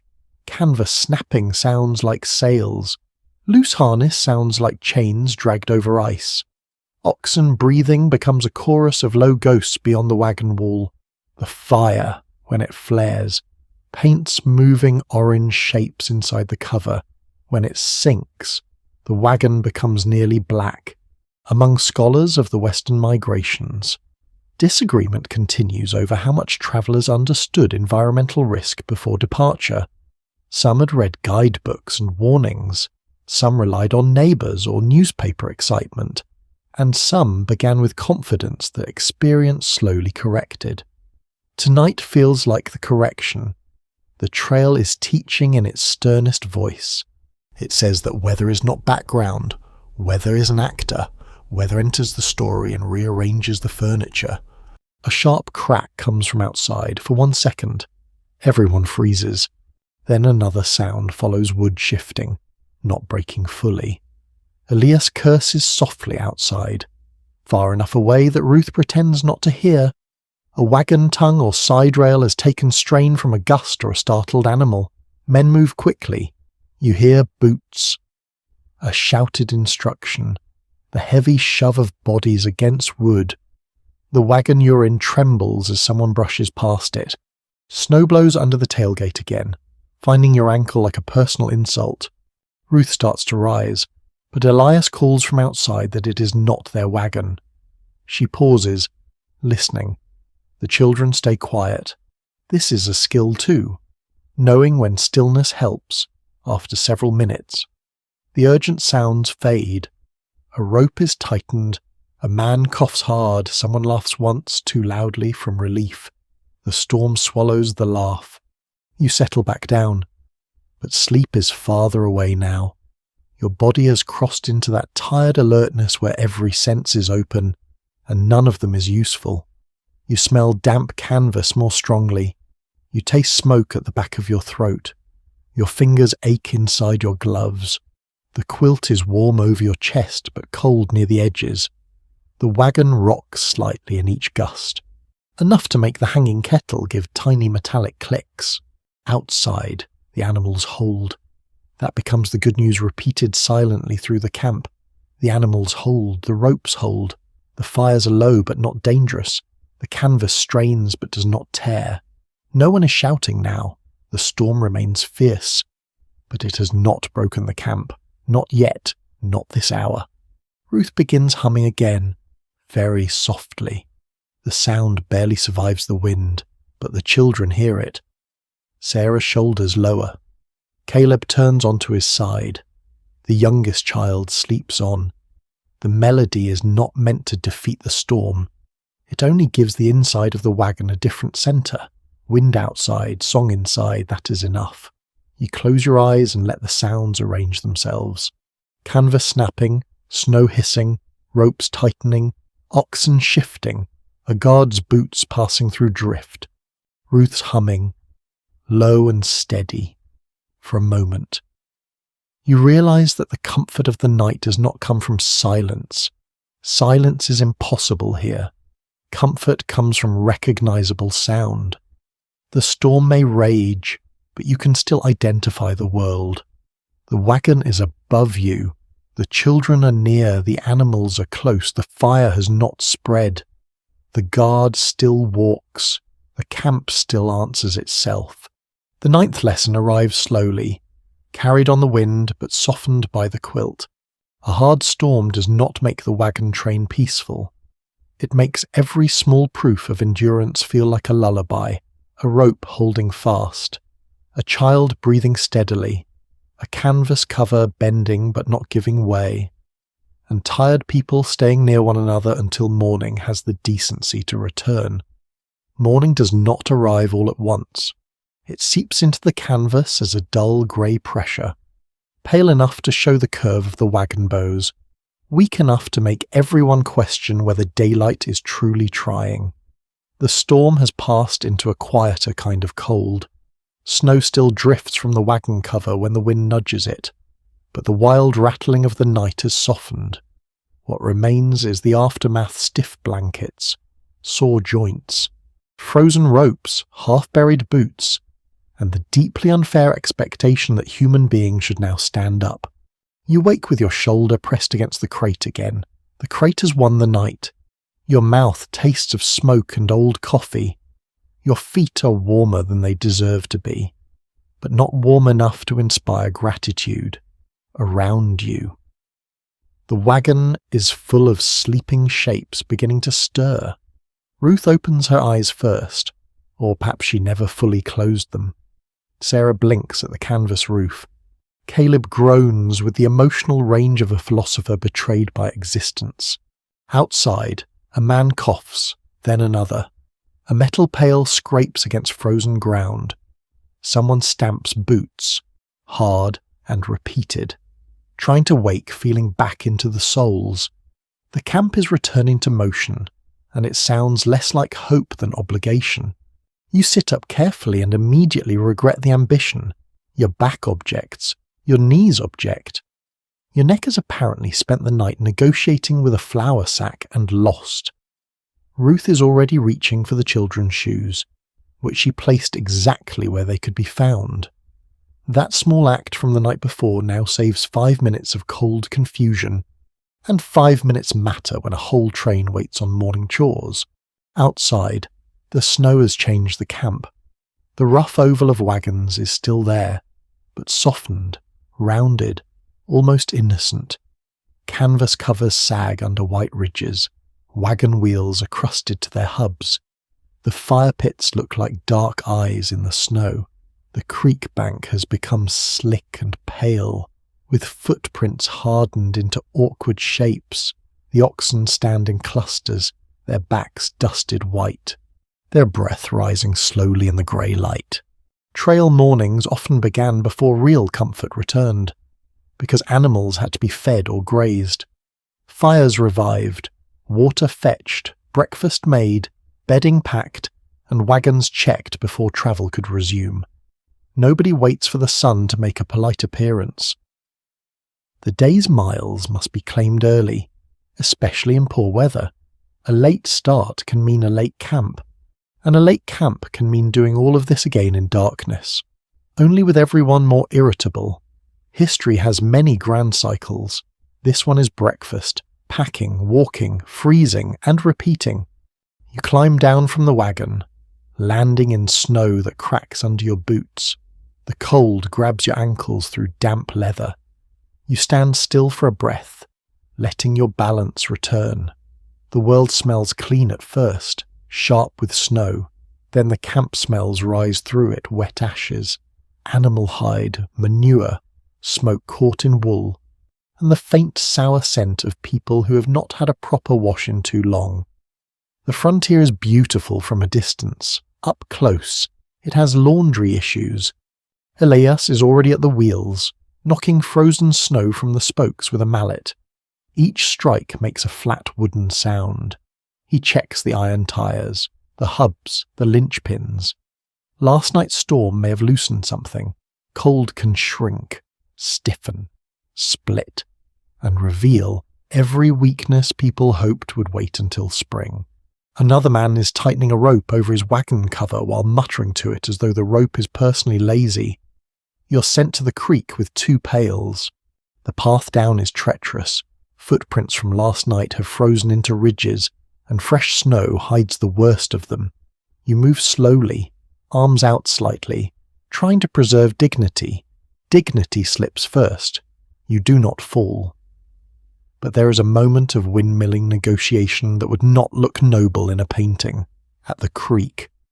The open water is narrowed under fresh ice. A young man uses the hatchet head to break through. The crack is sharp in the cold morning. Black water appears, moving beneath the crust as if it has been awake all along. A small habit that rarely makes it into heroic retellings is the way travellers use snow itself as both obstacle and tool. It could be melted for water when fuel allowed, packed around containers, used to scrub utensils, or brushed over a dirty plate before a cloth finished the job. But melting enough snow for a camp took time and fuel, and the result was often less water than a tired person expected. Snow looks generous until you try to drink it. You fill the pails and carry them back with careful steps. The handles bite into your hands. Water sloshes and freezes where it touches the rim. By the time you reach camp, your arms ache. Ruth takes 1 pail for coffee and mush, and another is set near the animals. The first fire is being rebuilt from banked coals. Someone kneels close, blowing until sparks glow, then feeding them shaved wood. Smoke rises thick and low, then catches in your throat. Breakfast is less a meal than a restart. Coffee again, because civilization must be defended. Cornmeal, hard bread warmed if possible, perhaps bacon if supplies allow. The children eat with sleepy seriousness. Caleb holds his cup in both hands, eyes narrowed against the steam. Sarah shares a small piece of dried apple with the youngest child, then pretends she did not want the larger half. Ruth sees it. She says nothing, but her face softens. Near the animals. The morning inspection continues. Hooves are checked for packed ice. Yokes are lifted and examined. A sore place on one ox's neck is padded more carefully.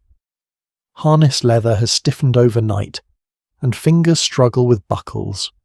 The animals are reluctant to move at first, not from laziness but from cold joints and a long memory of yesterday's labour. A driver rubs an ox's forehead and speaks into its ear, low and steady. The words do not matter as much as the tone. Diaries from the trails leave room for disagreement about mornings like this. Some writers present them as orderly routines that proved discipline and courage. Others record irritation, delay, hunger, family strain, and the constant drag of fatigue. Both versions can be true in the same camp. You can admire the efficiency and still notice the child crying, because his mitten is frozen stiff. You can praise perseverance and still admit that everyone looks terrible before coffee. Packing begins before anyone feels ready. Bedding must be shaken free of crumbs and snow. Damp pieces are rolled separately if possible. Pots are cleaned, wrapped, and stowed. Food sacks are tied. The patch mitten from last night goes onto the proper hand. Sarah's cloth doll disappears into a pocket for the day, face inward, protected from weather. The wagon bed that became a crowded bedroom now turns back into storage, and the transformation feels almost rude. You help lash a box into place. The rope is stiff, and your gloves make your fingers clumsy. Elias checks your knot, tightens it without comment, and moves on. That is probably praise. Around the camp. The same reversal happens everywhere. Homes collapse into cargo. Beds become rolls. Fires become ash. The night's little island of warmth breaks apart into wagons, teams, and people who must point themselves west again. At last the animals are yoked. Wooden bows settle over necks. Chains clink. Breath clouds. Drivers take their positions.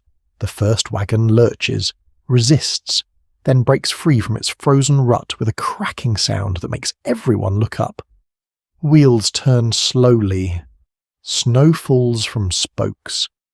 The second wagon follows, then another. You walk beside the wagon as the camp empties behind you. The fire pits smoke faintly.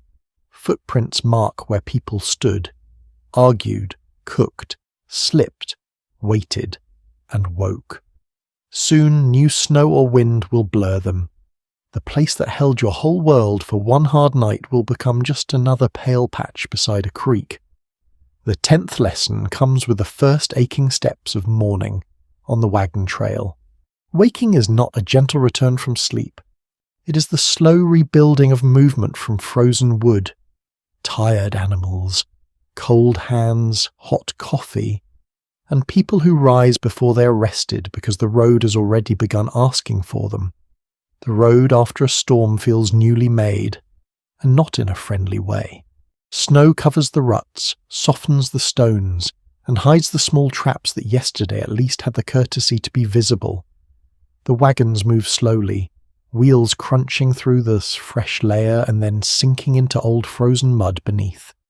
Each turn of the wheel sounds tired. Oxen lean into their yokes with heads low, breath pouring from them in thick white clouds. Drivers walk close, watching every step.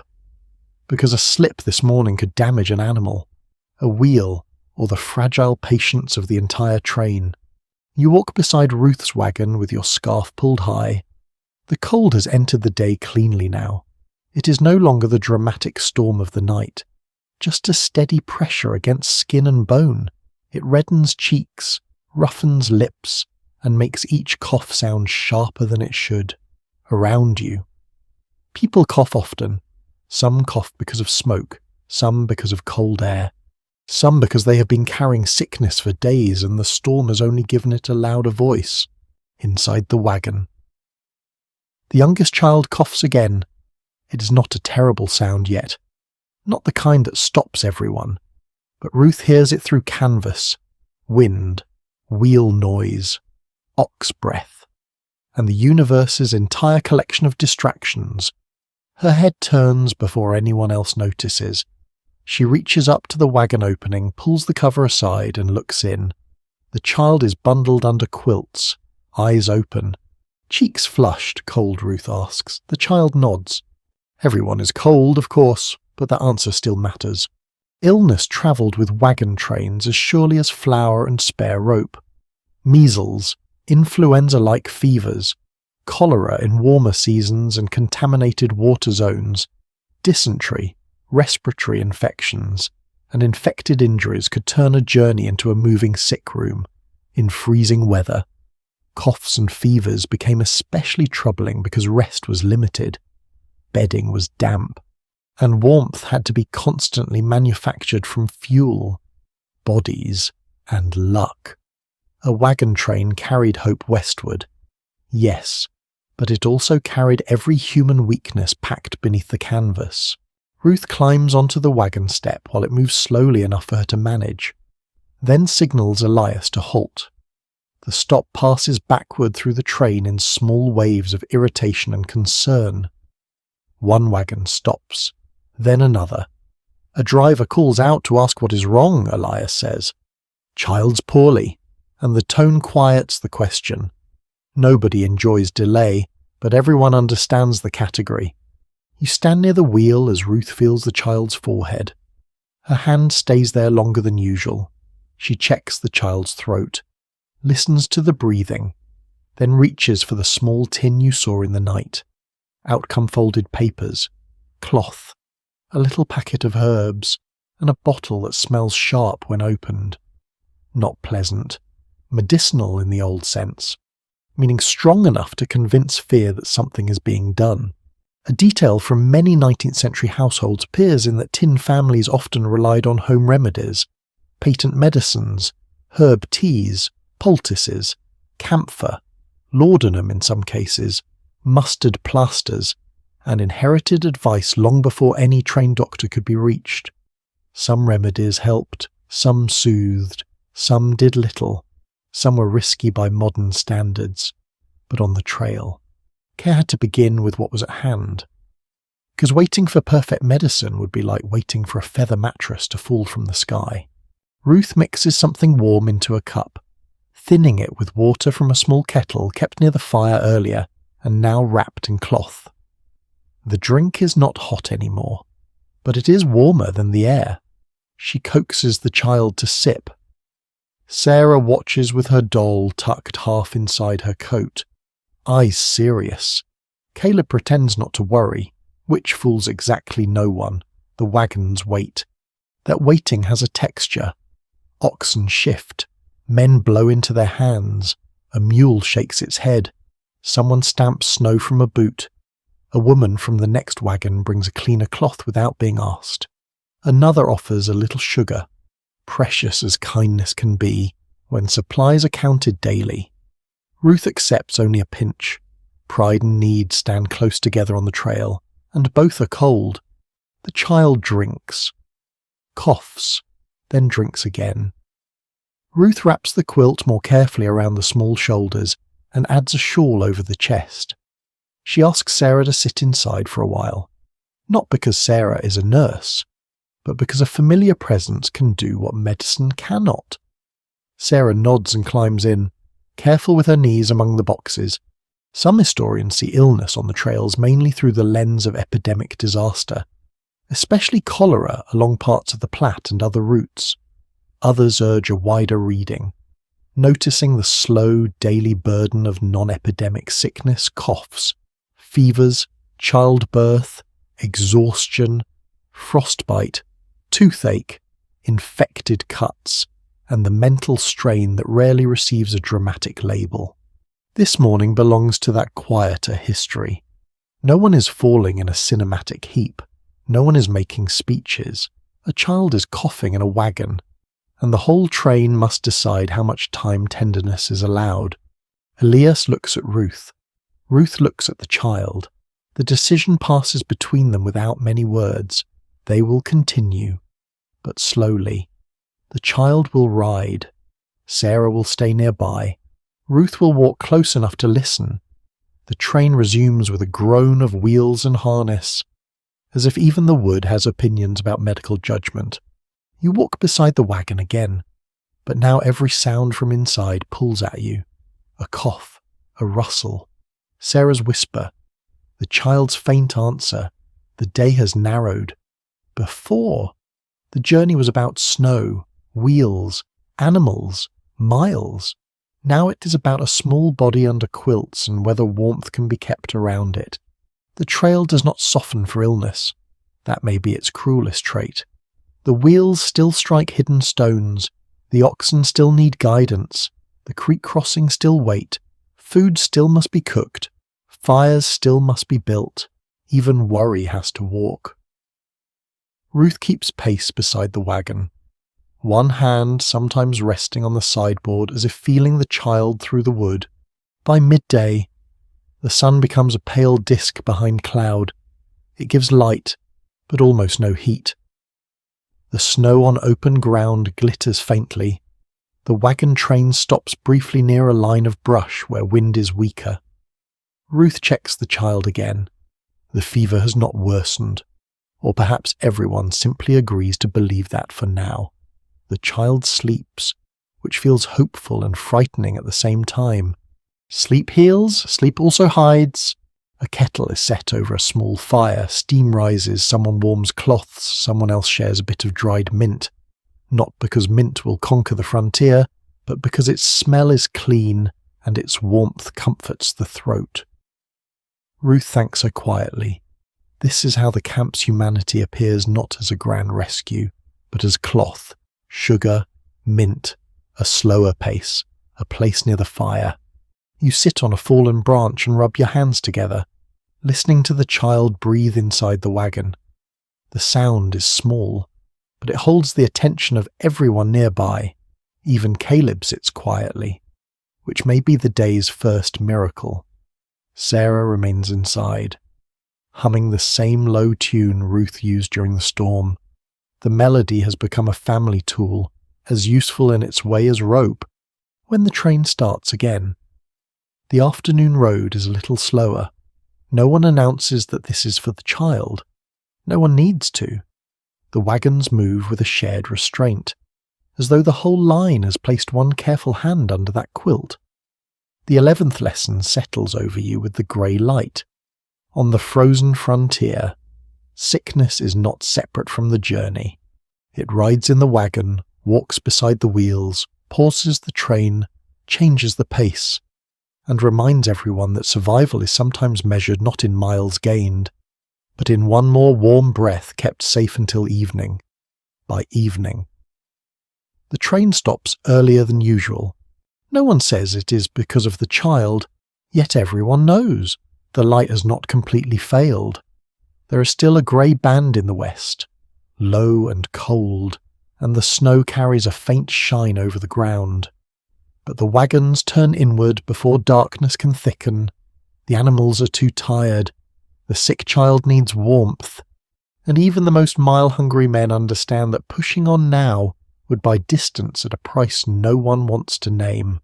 The camp forms near a stand of leafless trees where the wind has less room to gather speed. Their branches rake softly against one another overhead. Beneath them, snow is thinner, broken by old leaves and patches of frozen earth. The creek from last night is gone behind you, but a smaller run of water threads through the brush nearby, half hidden under ice. Smoke begins rising before the wagons are fully settled. Tonight, the fires feel less like routine and more like medicine. You help gather wood from beneath the trees. Most pieces are damp along the outside, but the inner wood may burn if split. Your gloves are stiff. Your breath fogs the air. Each branch you snap makes a dry report that seems too loud in the cold. Caleb trails behind, carrying smaller sticks with the earnest seriousness of a boy trying to become useful after a day of being frightened. Sarah stays in the wagon with the child, and through the canvas you hear her humming. Supper is plain again, but nobody jokes much at first. Coffee, cornmeal, a few beans, bread warmed near coals. Ruth sits beside the wagon opening with a cup in both hands, listening more than eating. The sick child has taken a little broth and is sleeping. That is the report passed from wagon to wagon in low voices. Sleeping, not worse, took broth. Each phrase lands like a small coal added to the fire. Then, because human beings cannot live on worry alone, talk begins. It starts with practical things. A man from the lead wagon mentions a better ford he remembers hearing about from a trader.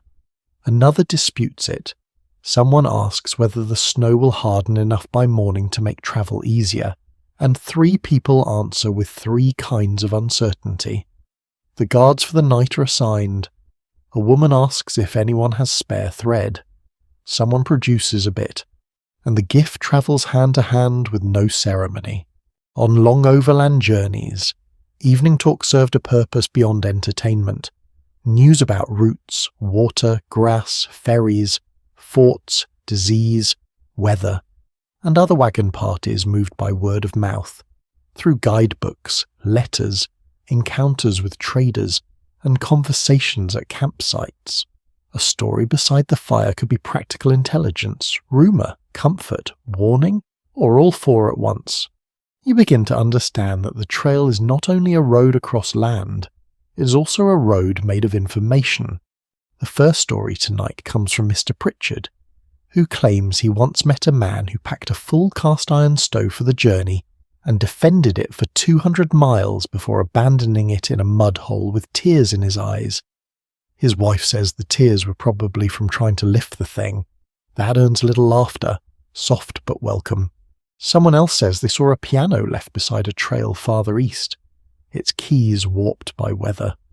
looking as if it had tried to play one final hymn and given up.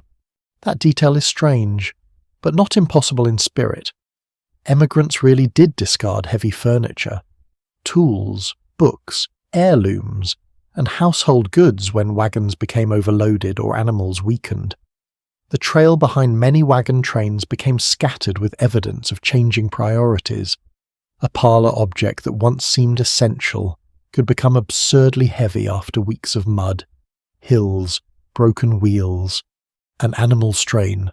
The West edited people's luggage with a cold hand. As the fire lowers and rises, stories become looser. Someone sings part of a hymn, then forgets a line. Another person supplies it from across the fire. A young man tells of a town back east where a dog followed a funeral procession and refused to leave the grave. Nobody asks if it is true. Truth is not always the point after dark.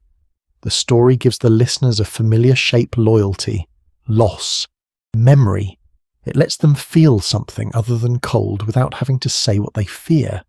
You sit with your tin cup near your knees. The coffee is weak tonight. Stretched carefully, it still warms your hands. Smoke threads through the branches above and disappears into the darkening sky. Sparks rise, orange and brief. Beyond the fire ring, the wagons are pale humps. The animals stand closer to the trees, their bells quiet. Every so often the sick child coughs, and the whole nearby conversation thins until Ruth nods to say it has passed. There is disagreement among modern historians about how much emigrants' own storytelling later shaped the heroic mythology of westward movement. Some read the diaries and memoirs as direct windows into experience. Others caution that memory, family pride, grief, national myth. And later politics changed the way journeys were told. Sitting here, you can feel that transformation beginning in miniature. Tonight's misery may someday become the hard winter camp where we all pulled through. The fear may be polished, the smoke may become golden, the cough may be remembered only if the child recovers. A man named Josiah begins telling a comic tale about a mule that refused to cross a bridge until its owner blindfolded it, at which point the mule walks sideways into a flour barrel instead. The mule in question may or may not have existed. No one cares. Even Ruth smiles faintly, and that smile travels round the fire more effectively than the joke itself. The camp needs proof that worry has not swallowed everything. Caleb asks if people in California sleep outside all year because it is warm there. Several adults answer at once, all contradicting one another: gold country, coastal fog, mountain snow, valley heat. California becomes, in their voices, less a real place than a basket holding everyone's private version of the future. To one man, it is a claim. To another, a farm. To another, quick money. To Ruth, perhaps, a house where children do not cough under canvas. To Sarah, maybe a place where her doll can sit on a real shelf and stop travelling. The child wakes briefly. Ruth goes to the wagon. The fire talk continues. Quieter now, respectful of the listening dark. Sarah whispers from inside. Ruth answers. A cup is passed in. A cloth is warmed near coals, then handed up. The whole action is so smooth that it feels rehearsed, though it is only kindness repeated until it becomes skill. Later, when the child settles again, someone begins a low song, not a polished performance, a travel-worn song. Words half-remembered, tune bent by many voices. It moves slowly around the fire. You do not know all the words, but the melody is easy enough to follow. It fills the spaces between wagon creaks and animal breath. It makes the camp feel less like a temporary arrangement and more like a room without walls. You think back to the previous nights, the first cold campsite, the cramped wagon bed, the watch, Ruth's hands in darkness, the children sleeping, the animals breathing through snow, the storm pressing against canvas, the grey morning, the child's cough. All of it has become part of the train's shared memory. Not yet history, Not yet story, but close. The fire sinks to red. People begin withdrawing, one by one, toward wagons and blankets. The talk thins into murmurs. A guard stands, stretches, and takes his place at the edge of camp. Ruth lingers a moment longer by the coals, face tired, eyes reflecting flame. Then she lifts the warmed cloth and returns to the wagon. You remain seated until the cold pushes you up. The 12th lesson follows you as you climb back toward the canvas shelter. On the frozen trail, stories are not decoration after the work is done. They are another kind of fire, small and flickering, carrying news, laughter, memory, warning, and hope from one tired person to the next, until the dark feels just a little less empty. By the next morning, the wagon train has learned what the storm damaged. Not all at once. Trouble reveals itself in pieces, usually after coffee but before optimism. A rope has frayed where it rubbed against a wagon bow. One canvas cover has torn near a seam and now opens like a small accusing mouth. A wheel on the Pritchard's wagon turns with a dry, uneven groan. 2 children have lost a mitten between them, which creates a legal question no court should have to settle. The sick child is better, or at least quieter. And Ruth accepts that version of mercy for now. The train cannot simply roll on and hope everything behaves. Hope is useful for sermons, less useful for cracked wood. So the camp lingers after breakfast while repairs begin. The morning is cold but clearer, with pale sunlight filtering through the cloud cover. Snow lies in shallow ripples across the ground. The trees around camp drip slowly where the day has warmed their upper branches, and each drop falls into the snow with a tiny sound, patient and precise.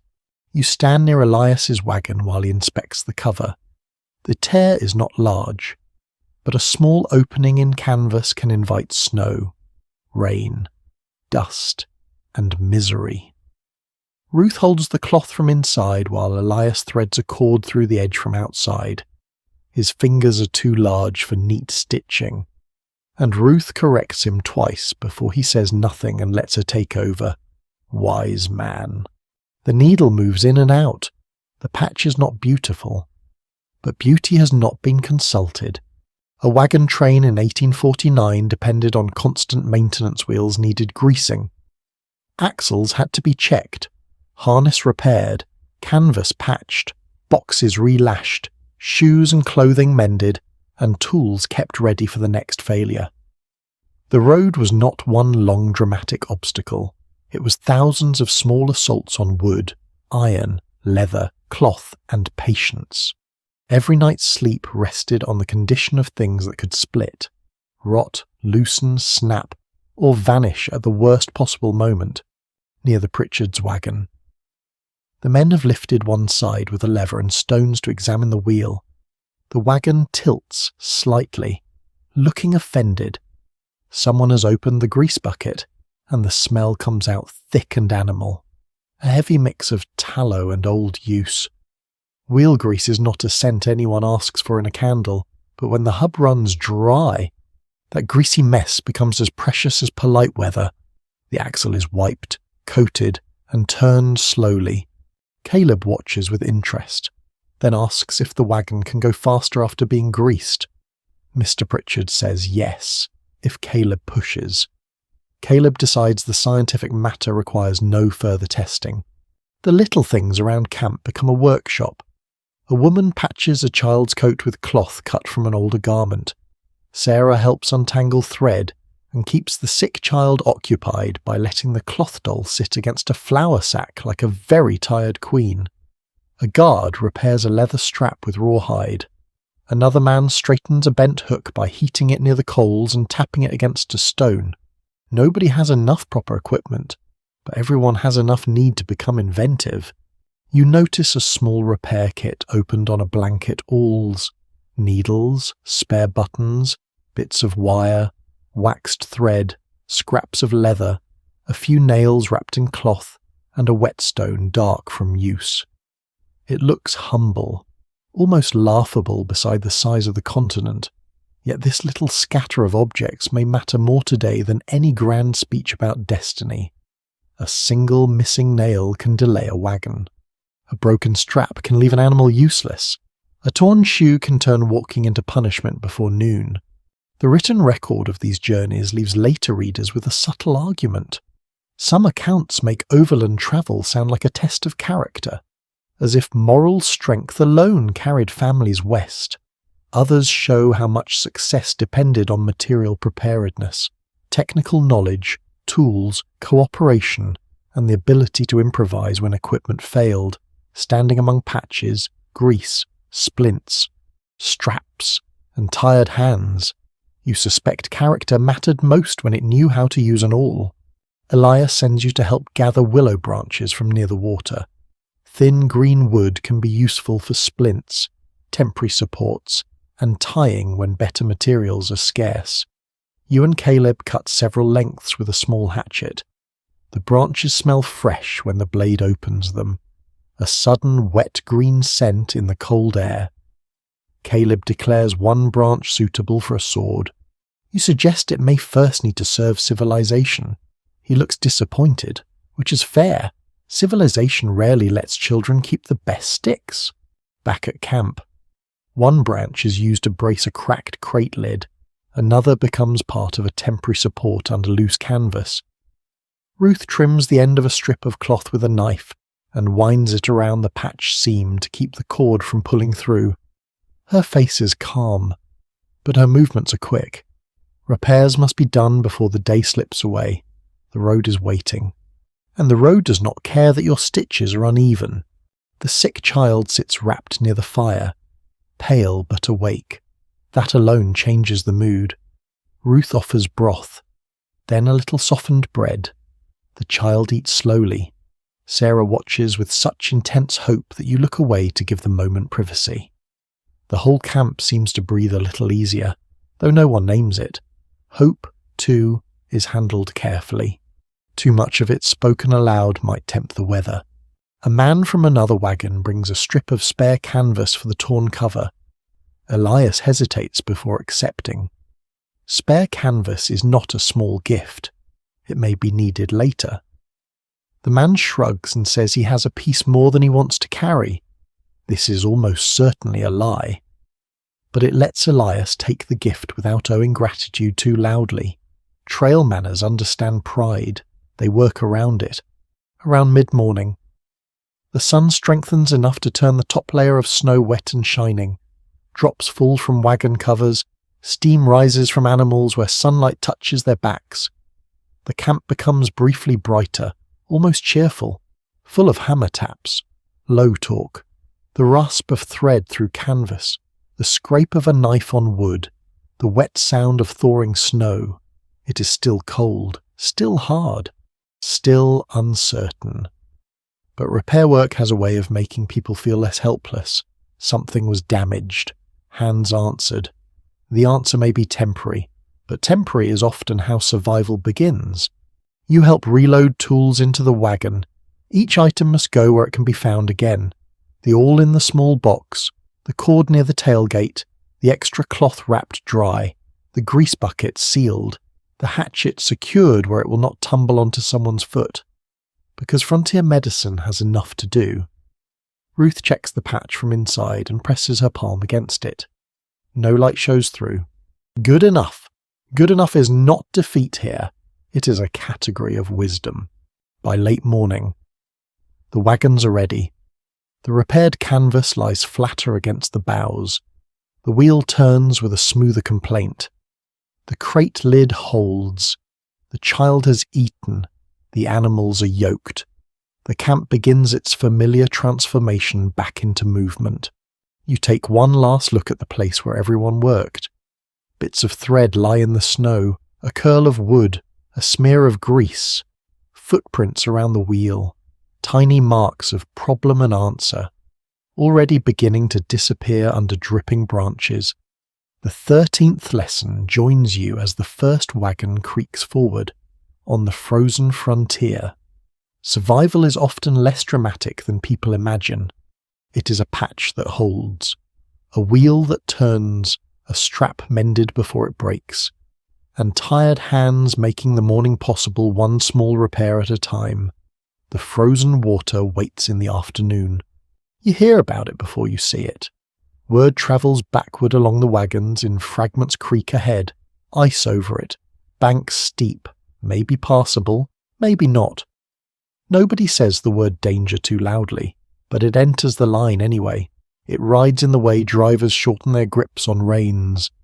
It shows in the way Ruth checks the sick child's blanket before looking toward the front of the train. It settles into the oxen too. Or perhaps you only imagine that. Their steps seem slower, their heads lower, as if they have learned to distrust any place where the road disappears. The repaired wagon cover holds above you. It's patched dark against the pale canvas. That little seam from the morning now feels like proof that things can be damaged and still continue. But water is different. Water does not merely test cloth or rope. It tests judgment. Ice may hold a man but not a loaded wagon. A shallow crossing may hide a hole. A bank that looks firm may crumble under wheels. The creek ahead is not large enough to earn a name on a fine map. Perhaps, but it is large enough to ruin the day. When you finally reach it, the train slows to a halt. The creek runs through a shallow cut, its banks crusted with snow and ice. The surface is white and grey, frozen over in broad plates, except where dark water shows near the middle and along a bend. Cottonwood branches lean over it. The wind has polished some patches smooth, while other areas are rough with trapped snow. Wheel tracks from an earlier party vanish near the bank, then reappear faintly on the far side. That is encouraging until someone points out that those tracks may be days old, made before the last storm and thaw. You stand with several others while the lead men examine the crossing. One cuts a pole from brush and probes the ice near the edge. The pole breaks through with a hollow crack, and black water surges up around it. Everyone watches the widening hole. Nobody speaks for a breath. The water is not deep at the edge, but depth is only one part of the problem.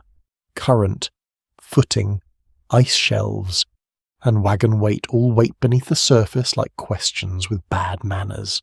Overland travellers often faced rivers, creeks, marshes, and sloughs that could delay them for hours or days, especially when wagons needed unloading. Double teaming, ferrying, roping, or careful guidance across unstable banks.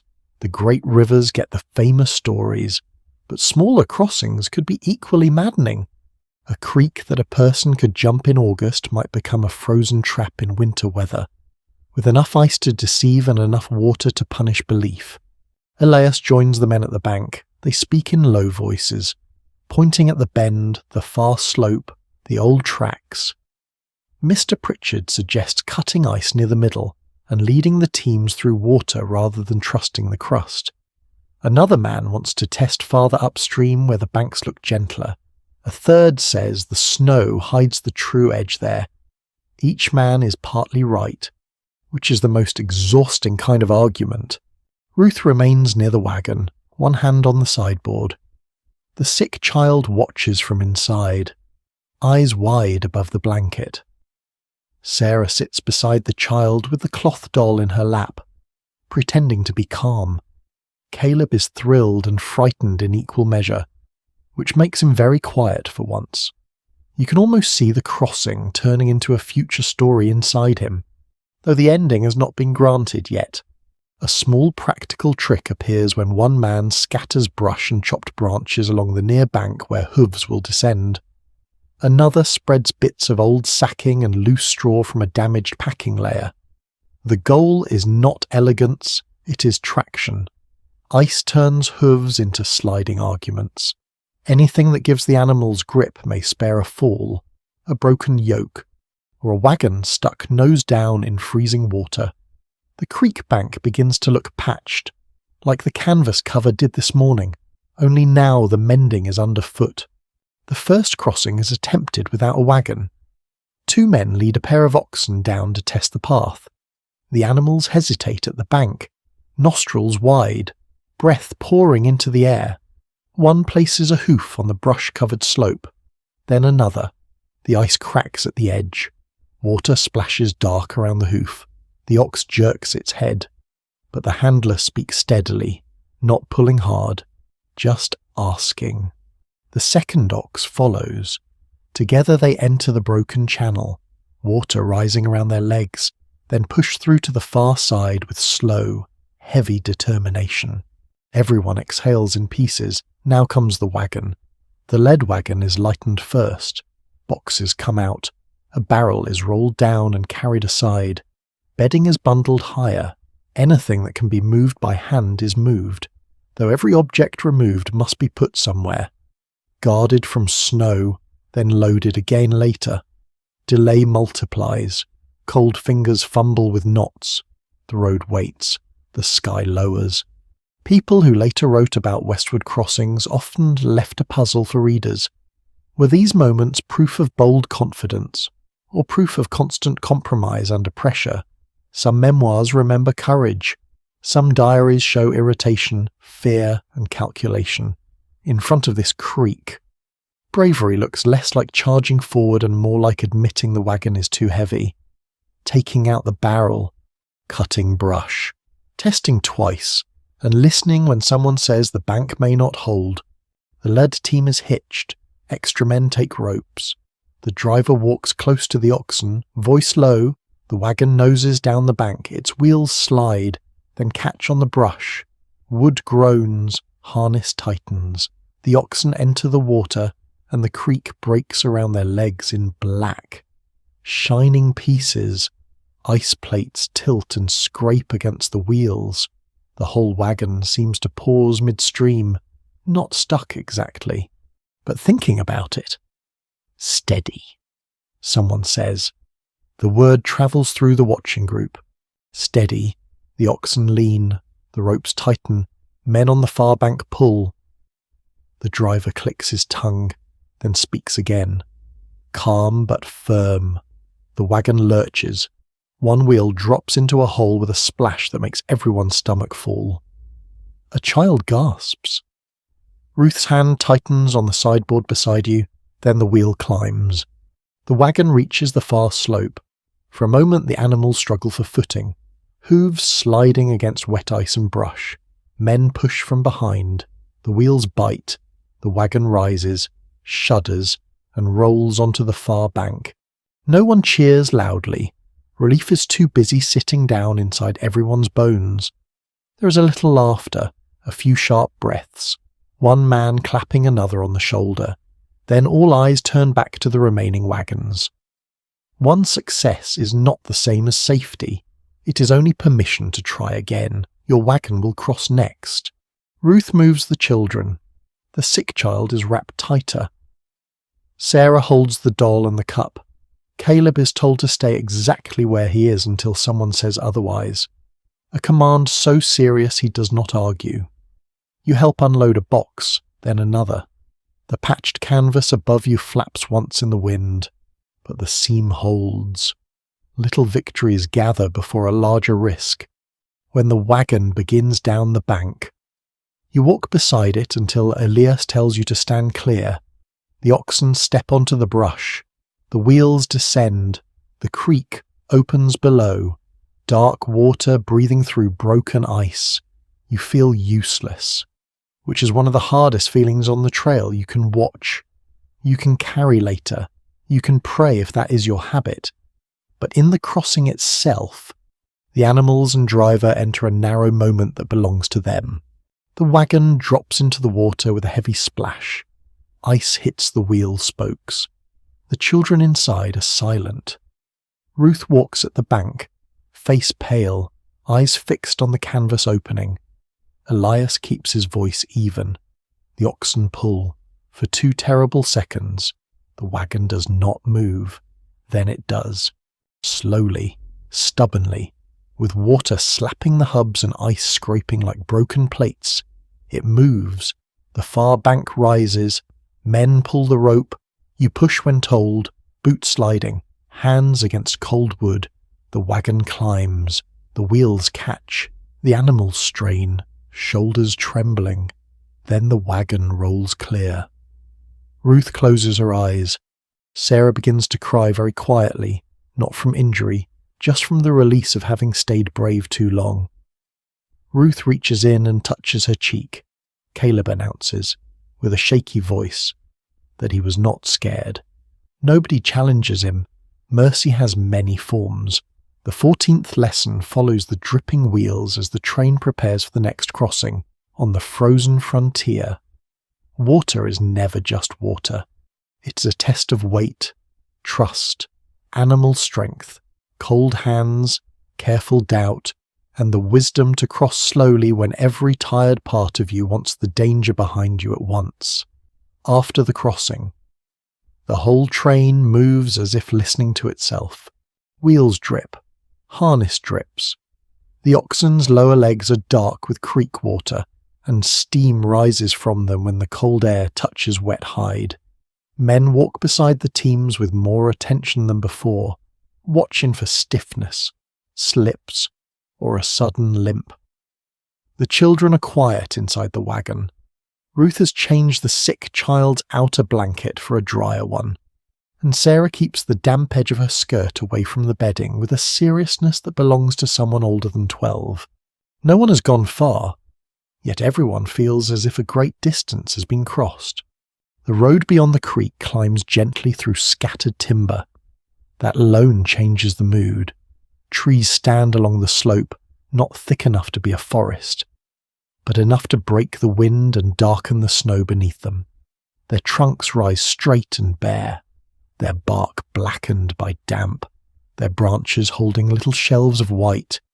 The air smells different here, less open snow, more bark, dead leaves, old wood, and the faint green scent released when a branch breaks underfoot.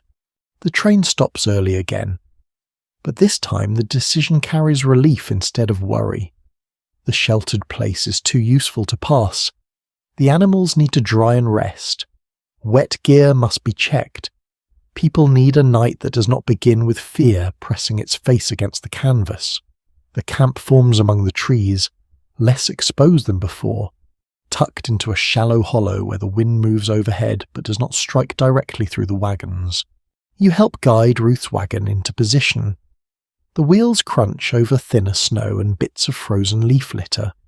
Elias chooses a place near 2 large trees, leaving enough room for the oxen and enough distance from the fire.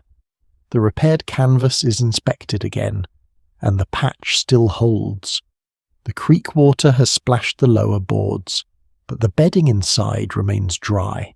This fact spreads through Ruth's face like sunlight, faint but real. Plenty of emigrant parties learn to prize sheltered camps, even imperfect ones, because a line of trees, a bluff, a creek bend, or a hollow could reduce wind, protect fires, and make the difference between a miserable night and one merely uncomfortable. That difference may sound small from a warm room, but on the trail it can feel enormous. A little less wind means hotter coals. Hotter coals mean better coffee. Better coffee means fewer people starting the morning with the emotional range of a frozen boot. The animals are tended first, as always. Wet legs are checked, hooves are cleared. The oxen stand steaming while men rub them down with old sacking and handfuls of dry grass gathered from beneath the trees. A mule, perhaps the same mule with strong opinions, shakes itself and splatters 3 people at once. Caleb laughs so hard he almost drops the kindling he's carrying. Even Elias smiles, briefly, as if his face has remembered that function. A small act of trail housekeeping happens near the fire sites. People hang damp straps, socks, mittens, and cloth pieces from branches or wagon bows, always judging the distance from flame. Too far, and nothing dries. Too close, and a mitten becomes smoke with a cuff. Some travellers carried small lines or tied cords between wagon parts for drying laundry and bedding, creating temporary domestic scenes in the middle of wild country. Tonight, the camp looks as though a household has been shaken out among the trees. Ruth spreads one quilt over a branch where the smoke can reach it lightly without sparks. She pats it once, testing the dampness, Sarah helps, holding the other end. The sick child sits near the fire wrapped in a dry blanket, eyes half closed, cheeks less flushed than yesterday. That improvement is treated carefully. Nobody celebrates too soon. But Ruth's shoulders have loosened by 1/2 inch, and that is its own hymn. Supper begins earlier, which feels almost luxurious. Cornmeal again, beans again, coffee again, and a small bit of bacon cut thin enough to make philosophy out of scarcity. Someone has found a few edible greens under the snow near the creek edge, or claims to have done so with confidence that makes you hope they know their plants. They're boiled into the pot, adding a faint bitterness and a colour so modest it seems shy. No one complains, freshness of any kind is welcome. Later interpretations of camp life often disagree on whether such evenings should be read as hardship temporarily softened, or as evidence that travellers built genuine community despite hardship. The records allow both readings: a sheltered hollow, a shared fire, a child's improving cough, a joke about a splattered mule, a quilt drying from a branch. None of these erase the cold or the danger, but they do create something real inside it. Not comfort as a modern person means comfort, a working kind of peace. You sit near the fire with your back against a tree trunk. The bark is rough through your coat, but it supports you better than any crate has so far. That alone nearly makes you emotional. Overhead, branches move slowly against a dim sky. Snow slides from one limb and lands with a soft thud nearby. The smell of coffee rises, gentler tonight because the wind is not stealing it immediately. Smoke climbs straighter than usual. The flames burn with steadier confidence. The children warm themselves in a row. Caleb turns his socks near the fire on a stick, frowning at them like a craftsman. Sarah combs the doll's yarn hair with her fingers, then tucks it under her shawl. The sick child drinks broth and does not cough for several long minutes. Ruth notices every one of those minutes. Elias pretends to be busy with a strap while also noticing. Around the camp, voices become lower and easier. Someone tells the story of the crossing again. But already it has changed. The wheel did not merely drop into a hole, it dropped near to the hub. The ice did not scrape, it came at us like plates from a cupboard. Caleb adds that he personally remained calm the entire time. Sarah looks at him with sisterly mercy, which is to say none at all. But she says nothing. The story is still too fresh to polish fully, yet polishing has begun. You realise that everyone is doing the same thing with the day, taking fear and turning it into sequence. First the creek, then the ice, then the oxen, then the wheel, then the pull, then the far bank. Once events can be told in order, they become slightly less wild. Perhaps that is why stories matter so much by firelight. They put edges around what nearly overwhelmed you. Night settles more gently than before. The wagons stand among trees, their canvas covers dim and rounded. The animals lie or stand in a quieter cluster. Guards still take their watch, but their routes are shorter and the air less savage. The fires last longer with better wood and less wind. Sparks rise straight up, then vanish among branches. When you climb into the wagon, the interior feels almost welcoming, not soft, not spacious, not anything a hotel would advertise without legal trouble, but warmer, drier, less assaulted by weather. The quilt that hung by the fire smells of smoke and thawed wool, and when Ruth spreads it over the sleepers, it carries a faint stored heat. Sarah settles near the child. Caleb negotiates for more blanket and is denied with efficient justice. You lie down and hear the camp through the trees. The wind is above you now, not inside everything. It moves through the branches in long, combed sounds. The animals breathe. A guard steps on frozen leaves. Someone murmurs near a dying fire. The wagon canvas creaks, but gently, like an old person shifting in a chair. The 15th lesson comes easily because the night itself has become kinder. On the frozen frontier, safety is rarely complete. Sometimes it's only a hollow among trees, a fire that burns steadily, a quilt drying on a branch, and the blessed feeling that tonight, at least, the world has decided to press a little less hard. Sleep comes more easily in the hollow, but it does not come empty. You drift beneath the smoke-warmed quilt while the trees comb the wind above the wagon. The sound is softer than open country wind, longer and lower, like water moving through branches instead of over stone. The wagon no longer rocks with every gust. The canvas breathes gently overhead, around you.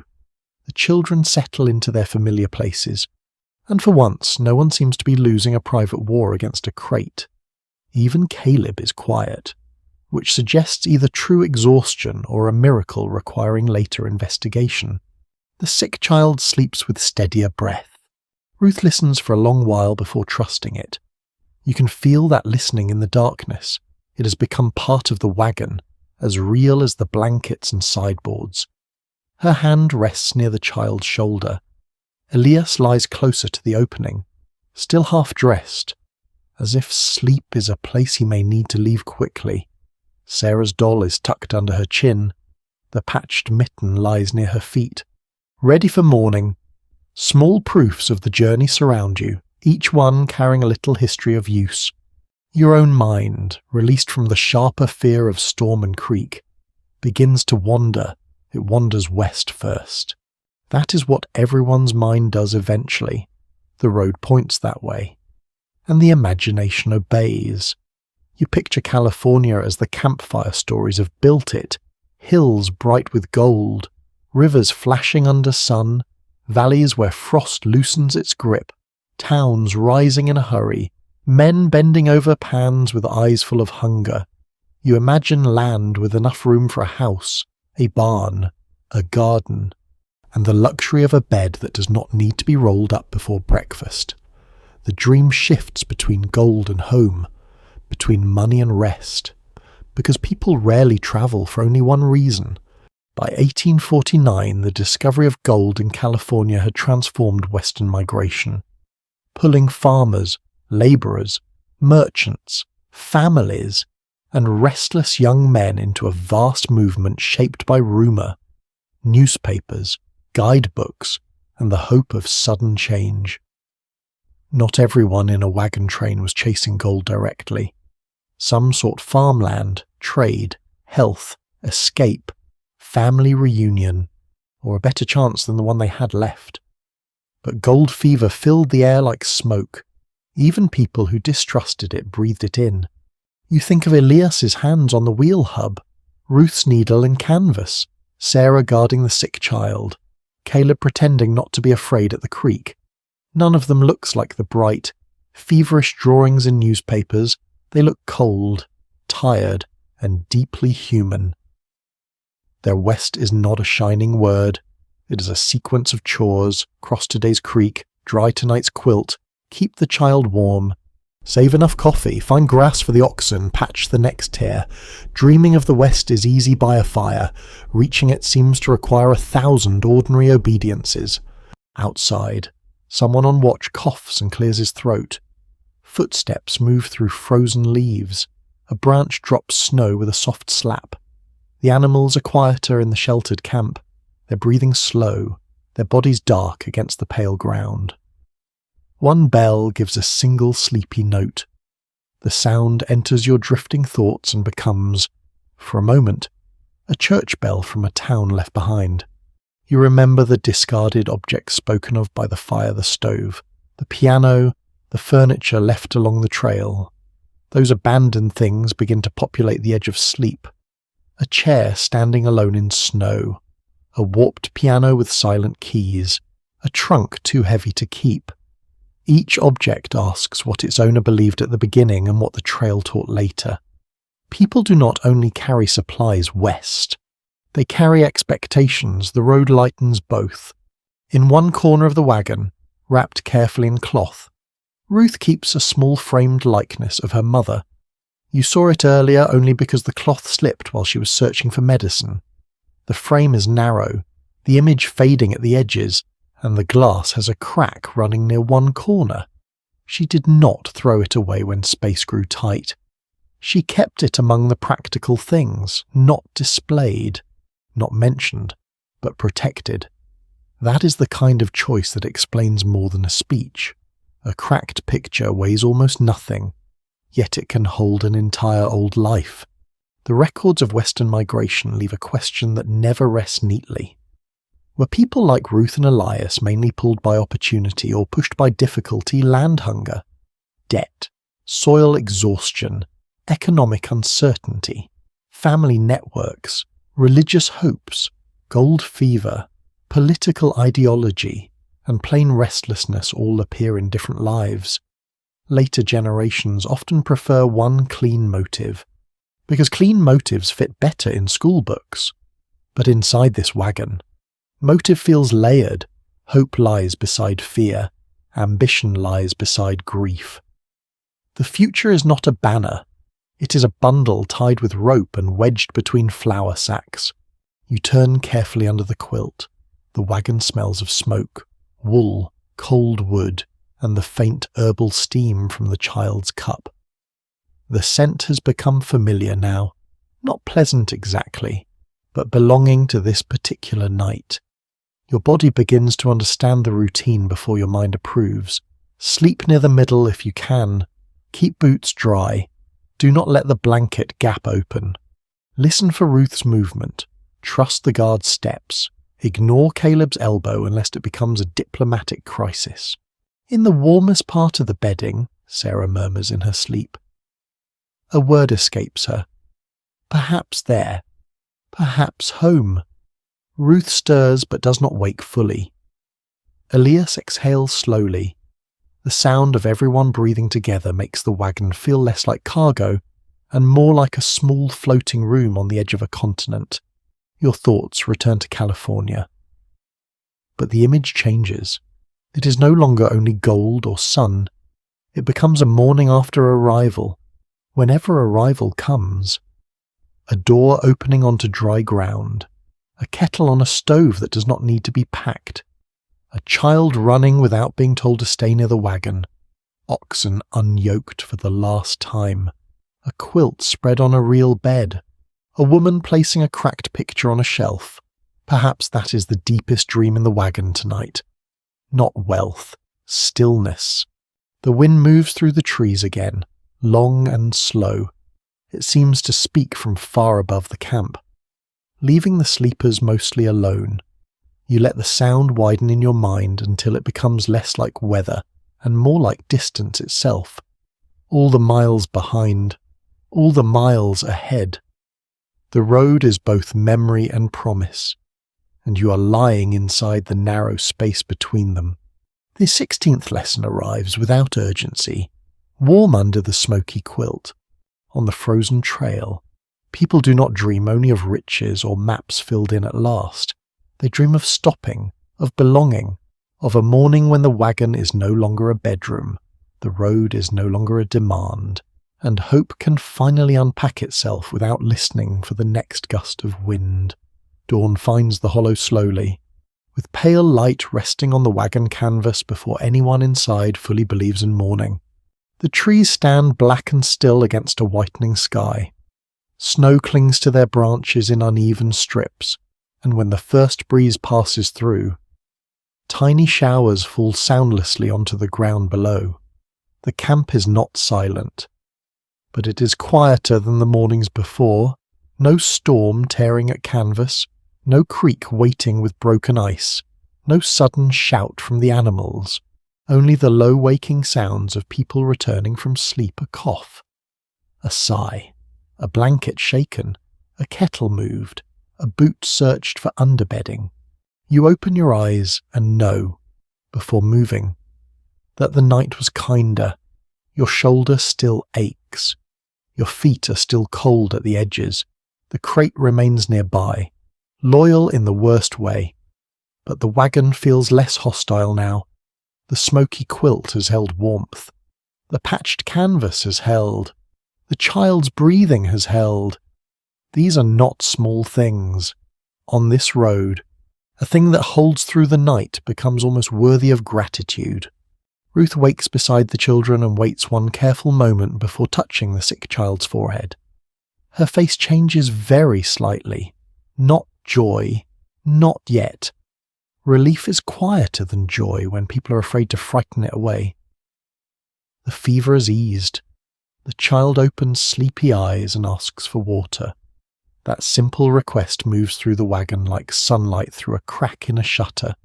Outside, Elias is already stirring the coals. He does not speak when Ruth tells him.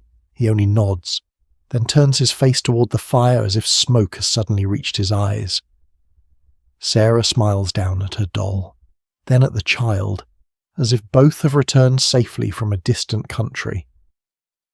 Caleb announces that he knew the child would be better. Nobody asks for evidence. The camp begins its morning work, but the pace is softer. Fires are coaxed alive, coffee boils, animals are checked, wheels are cleared of frozen snow, bedding is rolled.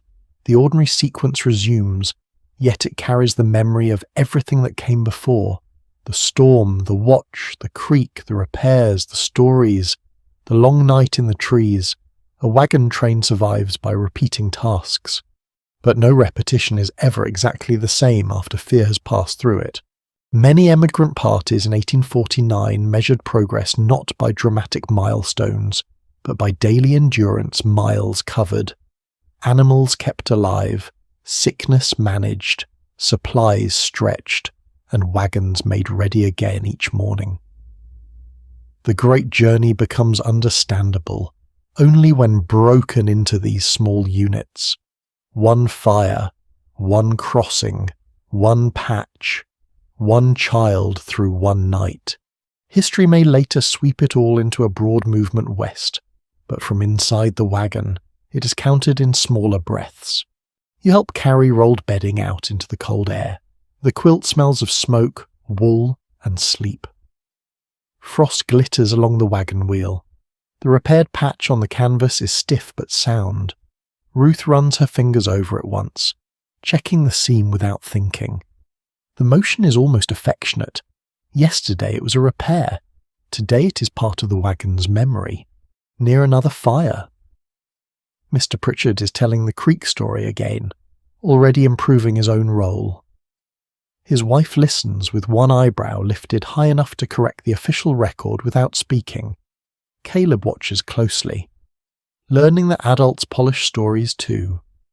Sarah brings the sick child a tin cup, walking slowly so the water does not spill.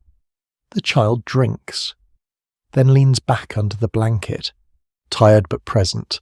Someone has tied a strip of red cloth to a repaired rope so it can be found quickly if it loosens again. It is a tiny thing, bright against the pale wagon side. You notice it because almost everything else here is brown, grey, white, smoke black, or weather-worn. That red cloth flutters once in the breeze like a flag for all improvised things. It says this broke. We noticed. We answered. Later readers would not agree on what to call mornings like this. Some would see evidence of courage and national expansion. Others would see displacement, risk, exhaustion, and the costs hidden beneath familiar frontier romance. Both readings press against the same scene. The wagons are moving west with hope inside them, but the land they cross is not empty of meaning, and the people moving through it are not simple symbols. Their tired bodies and cold air, making choices inside a larger history they cannot fully see. The animals are yoked again. The oxen lower their heads with slow resignation. Harness rings chime. The first wagon creaks forward, wheels pressing fresh tracks into snow. The hollow begins to empty. Fire pits are covered, straps are tightened, cups are stowed. The cloth doll disappears into Sarah's coat. Ruth lifts the sick child more securely into the wagon bed and tucks the blanket around small shoulders. You take your place beside the wagon. The road ahead is pale, uneven, and uncertain. It bends through the trees, then out toward open country where the wind will find the train again. There will be more cold, more repairs, more crossings, more nights when sleep comes as a bargain rather than a gift. But this morning, the camp moves with a quiet confidence earned the hard way, not triumph, something steadier, the knowledge that the night can be endured, and morning can still ask everyone to continue. The 17th lesson walks with you into the fading snow, on the frozen frontier. Survival is not a single brave moment. It is the road beginning again after fear, after sickness, after water, after wind, after the long dark. While the wagons creak forward and ordinary hands keep holding the world together. And now, as the wagon train moves on, let the image grow softer. The wheels turn slowly, then more slowly in your mind. The oxen breathe warm clouds into the pale morning. The trees fall behind. The campfire smoke thins until it's only a grey thread in the distance. You no longer need to carry the pail. Tighten the rope, check the wheel, or listen for the creak beneath the ice.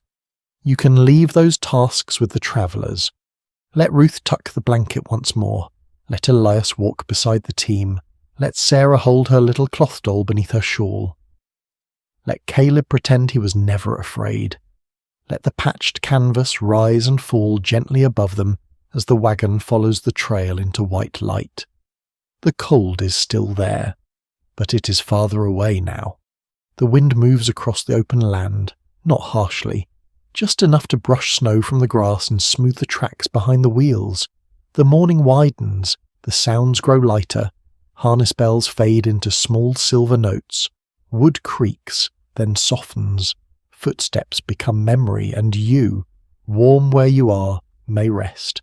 No frozen creek waits for you tonight, no watch must be kept, no storm presses at your shelter, only the quiet shape of the story remains, moving west under a pale sky, carrying smoke, wool, breath, hope, and sleep. So let the wagons go on without you now. Let the frontier grow distant. Let the last fire sink low, and let the night around you become gentle, steady, and safe. Sweet dreams.